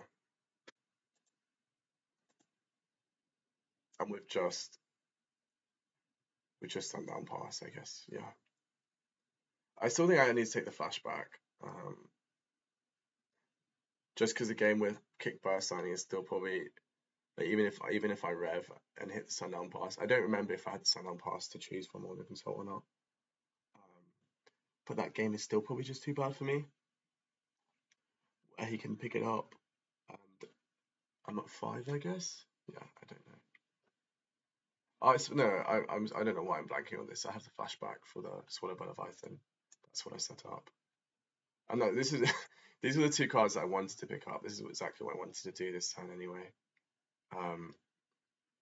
So this is excellent. This is like my best chance of winning this game, and I think I'm in a winning position now. I don't need either of these. I guess I'm looking for a white land. Slickshot Show Off is also the way I die. So I guess the Broadside Barrage is probably fine. I think the Broadside Barrage is fine, yeah. Just the way to filter in case I draw bricks on the Jeskai Rev. I probably can't balance my tablet in this spot. I don't have enough of a mana advantage. We'll just go after.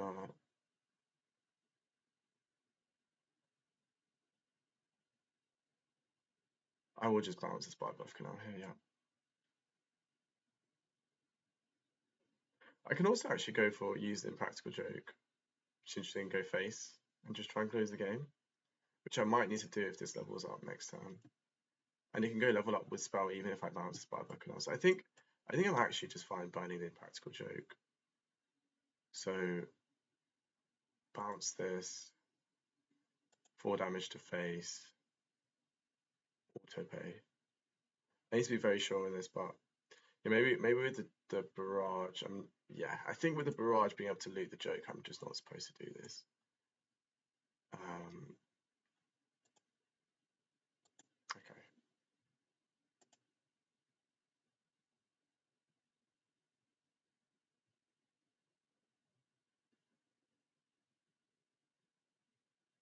I'll just play the land out here anyway. It matters if I find the flashback or another rev off the tablet.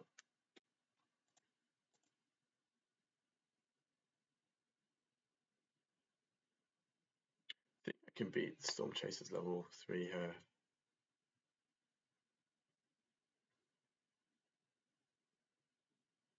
But it does require another Jeskai Revelation.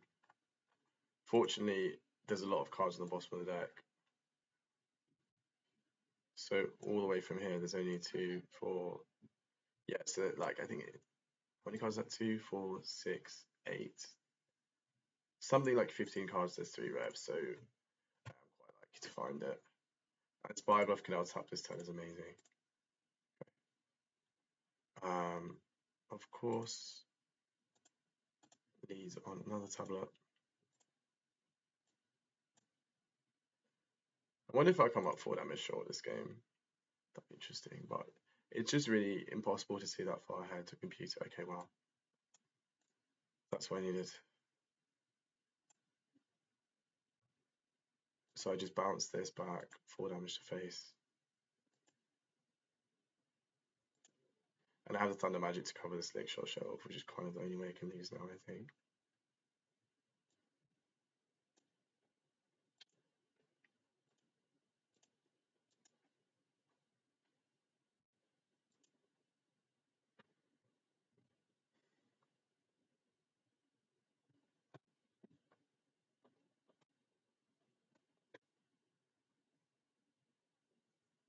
The problem Liam's list has in this matchup is that it doesn't have the late game potential really. Like the boomerang basic Storm Chase Talent Leap is just not enough most of the time because the revelation just goes completely over the top of it. And without crabs, there's just not the 5/5 threat on the end step that can choke me. So it is all about just deploying the threats to the board early. Like it gets a lot better for him post board, I think, when you can like have the Drake catchers have the flow stays, and have the spell pierces way to interact. But I think it's just very favoured for me pre-board. And this is what we were finding in general in the testing, is that the Prowess matchup's good pre-board, I think fairly evenish post-board. So if you say you're 65% ahead game one and then maybe 50-ish or slightly ahead than 50, that was our internal team's testing. Of course, it's different elsewhere. The data doesn't reflect those results in the same way, but yeah, I think this game is just over. We'll see.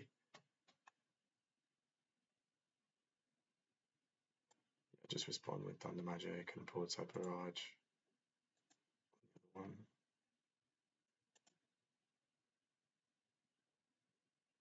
There's no way back.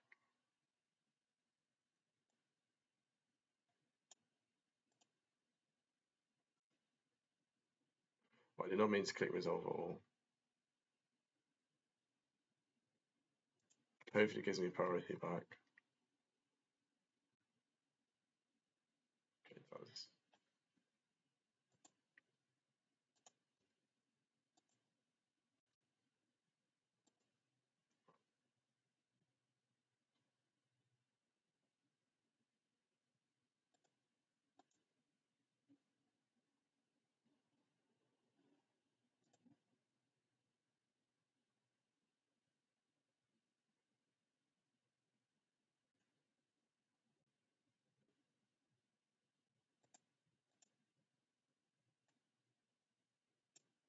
Yeah.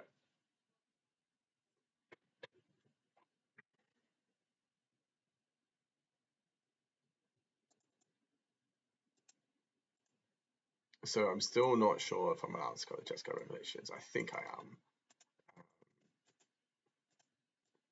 The rest of this stuff I'm fairly happy with. I think it was like this on the draw.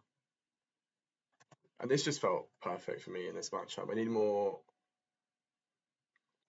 early interaction just first, because the difference between his list and normal Prowess is his list puts the question marks at the beginning of the game, not the mid game. So normally you have the question marks put on you by Crab and Plots and Slick Shots, but this one it's Drake Hatches and Color Form Stallion to ask, do you have the answer on turn 3 or turn 2? And so even if it's Drake Catcher on 2 and then I have double Thunder Magic, that's something I can do in service. And then yeah, on the draw, I'm more concerned about having the answer to threats on time, and I'm less concerned about having the card advantage and the proactiveness. But it's the inverse on the play, and that's the extra card resource mattering. I'm just thinking if I can have the third barrage, just like the last thing. I think the flood more on the draw is probably needed, and it's a bit too inefficient to have more than 2. But on the play, I'll have 3, yeah.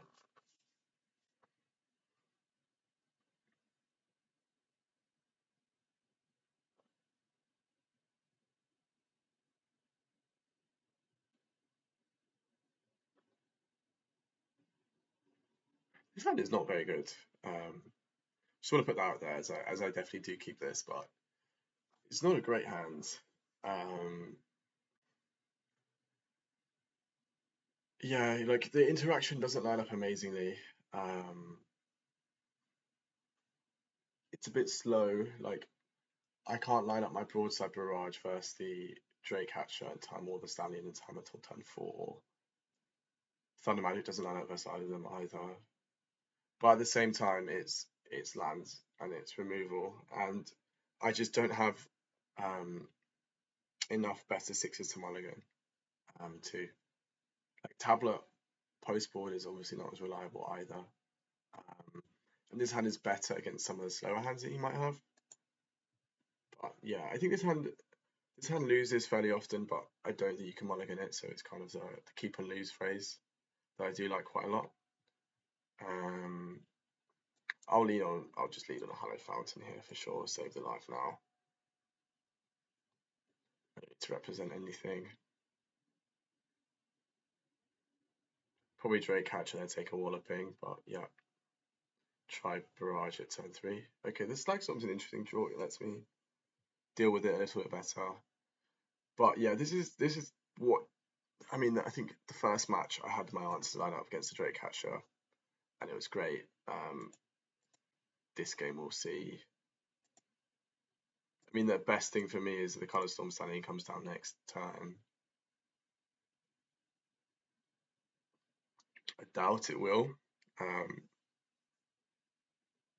But the Slag Storm's a nice draw because I'm going to go end of turn 3, try Barrage or Hatcher, and then if there's 1 mana up or just 2 mana up, like Dispel Pierce or Secret Identity gets used, and then I can Wrath the board with the Slag Storm the following turn, and then use the Thunder Magic as well if it does another instant or something to protect this.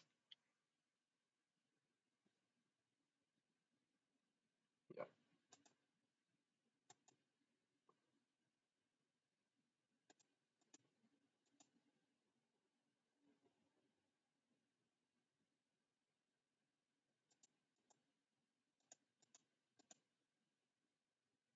It's a really big question if he commits to Storm Chaser's Talent or not into Slag Storm.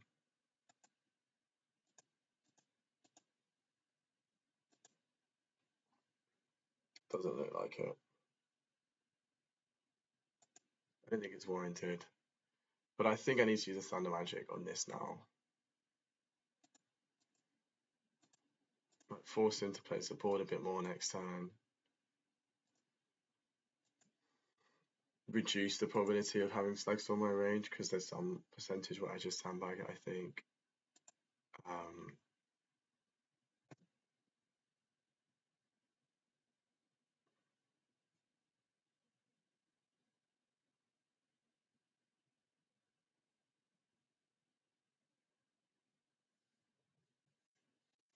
The big question mark on when I cast it Broadside Barrage. Do I do it on this end step and allow him to use the mana, or do I wait for him to put the? I'd probably wait for him. I'm just thinking about how I can protect the Slag Storm in my range, because what I want is him to play all his creatures down to Slag Storm, and what he wants to do is, if he figures out I have that. So this game is about hiding this piece of information. So I'm just trying to think: is it a plausible route of would I in a normal game cast Broadside Barrage at any point other than my end step? And I think yes, because Drake catches a card where he makes the Drake, and if he has to tap out and into like cantrips, for example, to pump it to being a 3/5, then I might respond in that spot. So that's why I'm going to play the Stormcraft Coast out and wait, I think.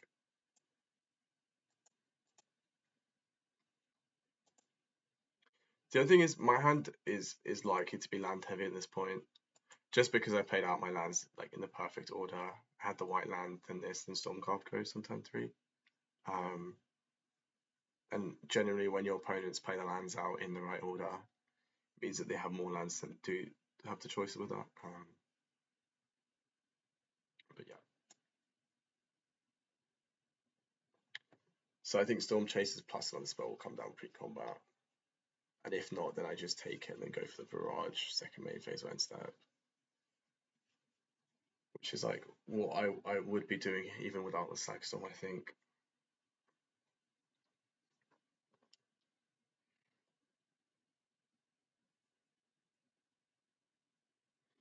Probably the best card for me to draw is, of course, Tablet. Outside of that, Emeritus is also good. I do need a turn 5 play.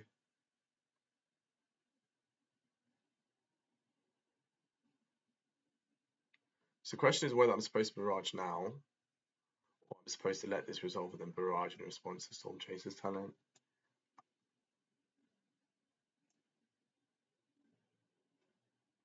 I think the Barrage has to come down though.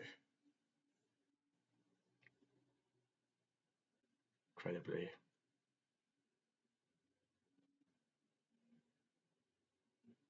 Yeah, here's the Pierce. That was quite likely. This also means that there's probably not secret identity, I think. No, secret identity wouldn't save it, so yeah, this makes sense. Okay, cool. And that's 5 more cards seen after that, so I don't think I can rule out secret identity anymore.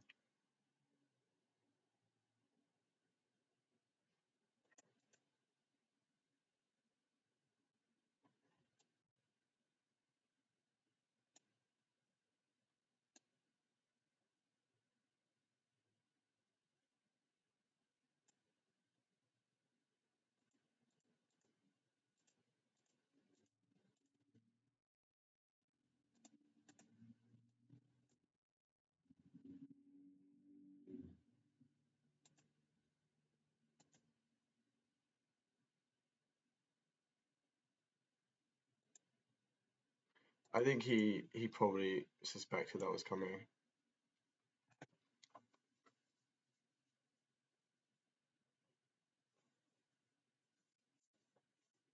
But yeah, if there's no Stags on the list, then the turn 3 would have been Storm Chasers as well.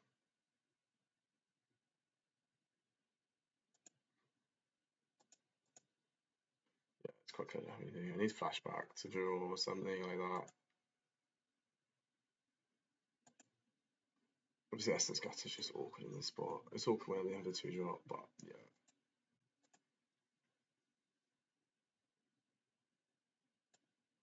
This hand, I knew when I opened it. This is what happens a fair amount of the time, but I just don't think you can mulligan it. The matchup's quite resource based, and his start was still quite good. Yeah, on the draw post board is probably the toughest part of the matchup. I don't think it favours. Yeah, he's fire off his Essence Scatter. No other moves.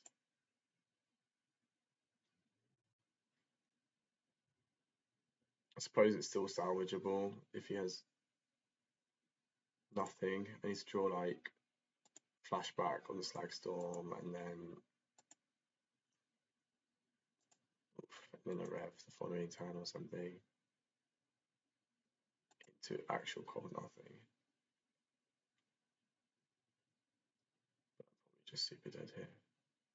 Yeah, just dead.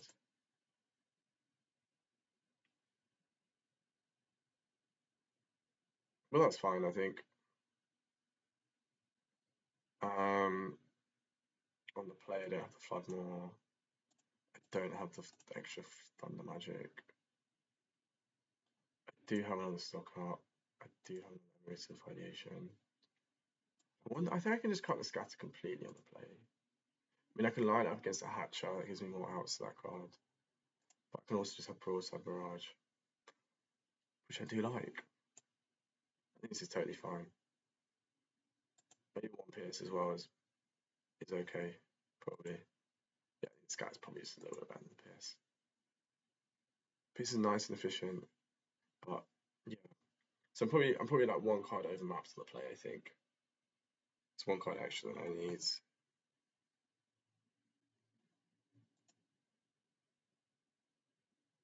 Yeah, I mean, I'm just snap keeping this and hoping my tablet resolves. There's obviously quite a lot of risk in this hand with double rev, but there's not much I can do.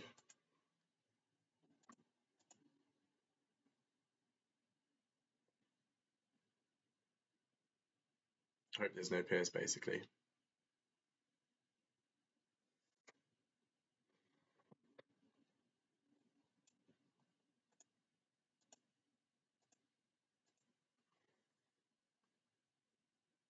Cards I might for sure have to wait with. Okay, multiversal tapped.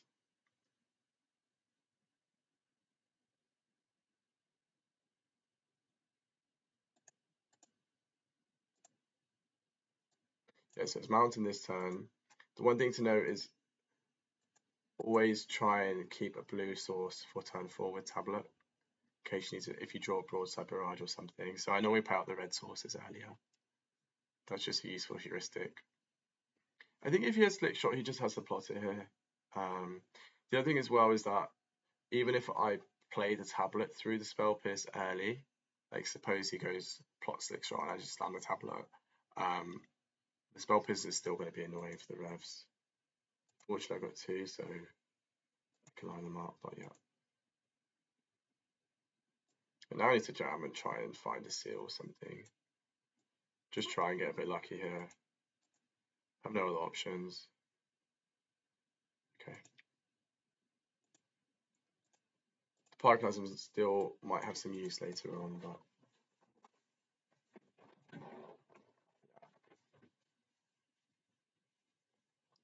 what he has to be thinking next turn is coming is like probably Thunder Magic or no interaction in my hand. Maybe Broadside Barrage to a range. Okay. Ah. Nothing into this. Interesting. Is there a follow up? I think so. Oh.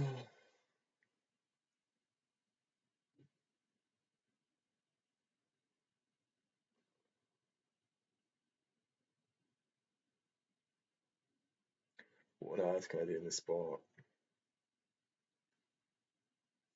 Probably end step Barrage on the small hatcher. Try Rev, get the Rev pierced. And then try untap Rev and recover the board that way. Do I play tap land? I probably can afford to play the Steam Events tap tier and save the life. I think it's relevant. It's so obvious I have a Jeskai Revelation this game though. Just because of like the obvious lack of interaction in my hand, and I couldn't deal with the hatchet early, so the Barrage probably.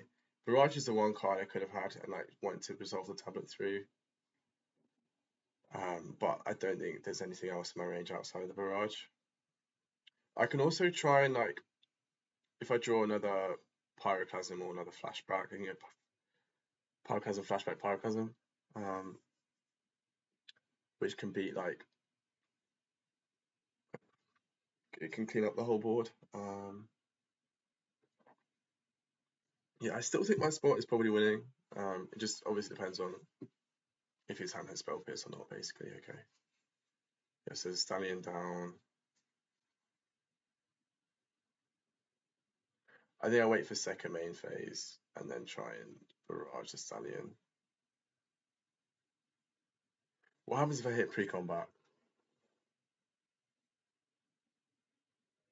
There's a secret identity. I can go Killjoy Catcher, Downshake Catcher into a rev the turn after Pyroclasm. I'll probably for him. Game off live. This card is more problematic for me than any other stuff. Guess the problem is I don't beat Spell Pierce, but with Rev it's fine.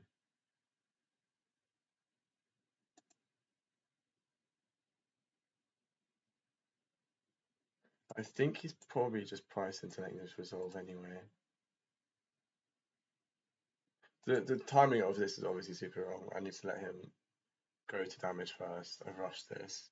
It should be another step. It's like quite a poor mistake, but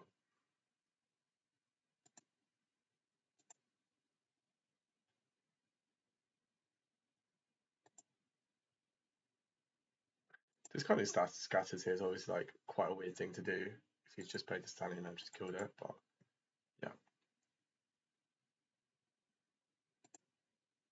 So it looks like he has Spell Pierce here.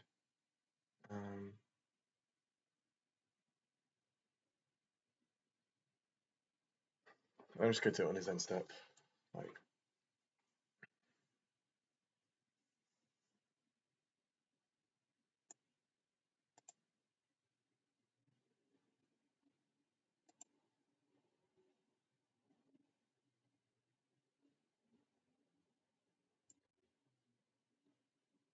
question or not is like whether he has a second counter spell.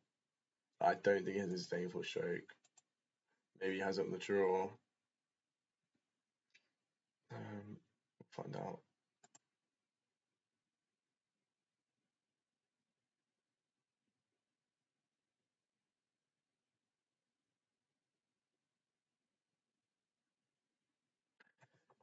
Yuck.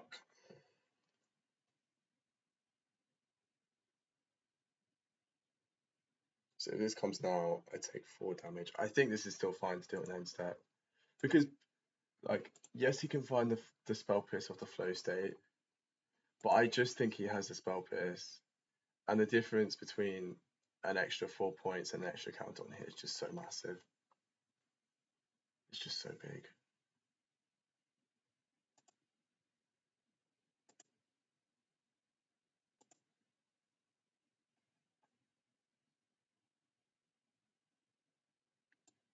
So this is a phase where I go for it, so I can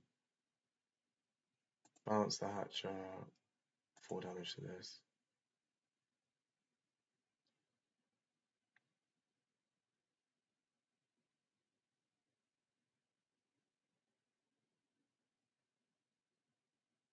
It's more of like, in the world he doesn't have spell pierce, I feel that I've completely won. And I don't think there's any way back. So I'm just hedging for the world which he does have spell pierce, which I think is the one that matters, which is why I'm taking the damage.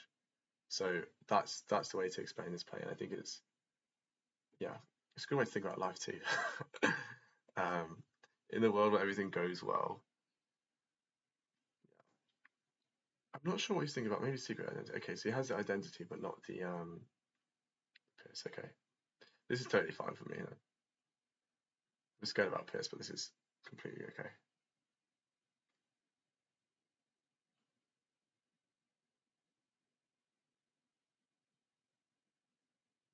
Okay, Barrage J, Pyroclasm, and then Rev next turn. Yeah, it was lovely, I think. Clean everything up.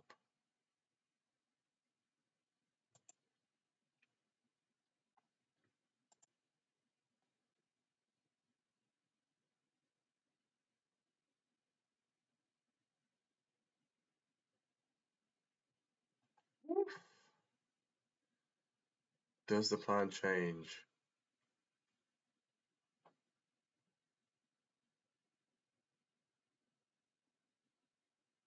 No, I think this turn is just so good. It's just too good. Let's just do the land.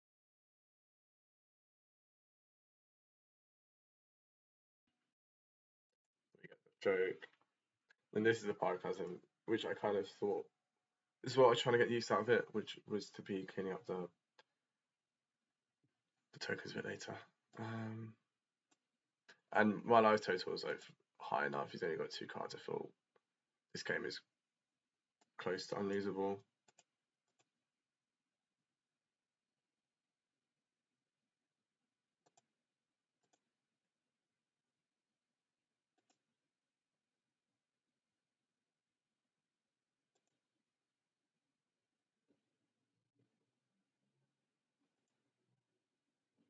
So Spell Pierce and top deck Burst Lightning is probably what I lose to.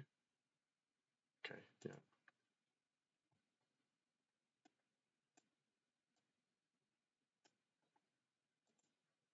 Go for Animal Farm. Where's Animal Farm? Animal Sanctuary. There we go.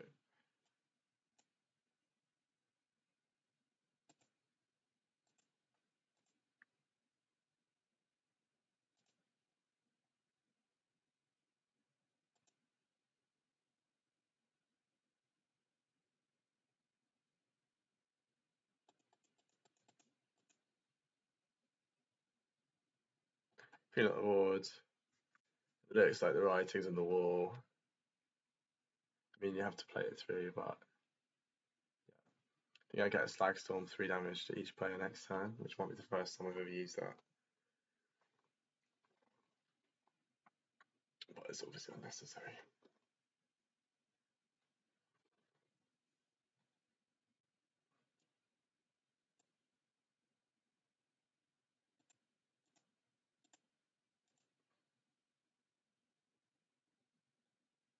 Nice. So I guess that's a masterclass on how to play the Jeskai deck versus Prowess. The key thing, of course, is top deck your Jeskai Revs when you need them. Keep digging to find your Jeskai Revs, and yeah, like the difference between Spell Pierce and not Spell Pierce is so big. But yeah, I hope you enjoyed those games. I found them quite fun to play. This is the reason why I played the deck at the PT. I think I have a more of a unique way of playing it, and hopefully this will help you prepare for your RCs and your events if you're playing. I think is it RCQ season coming out next. But yeah, so hope you enjoyed that. That's all for me. Take care. See ya.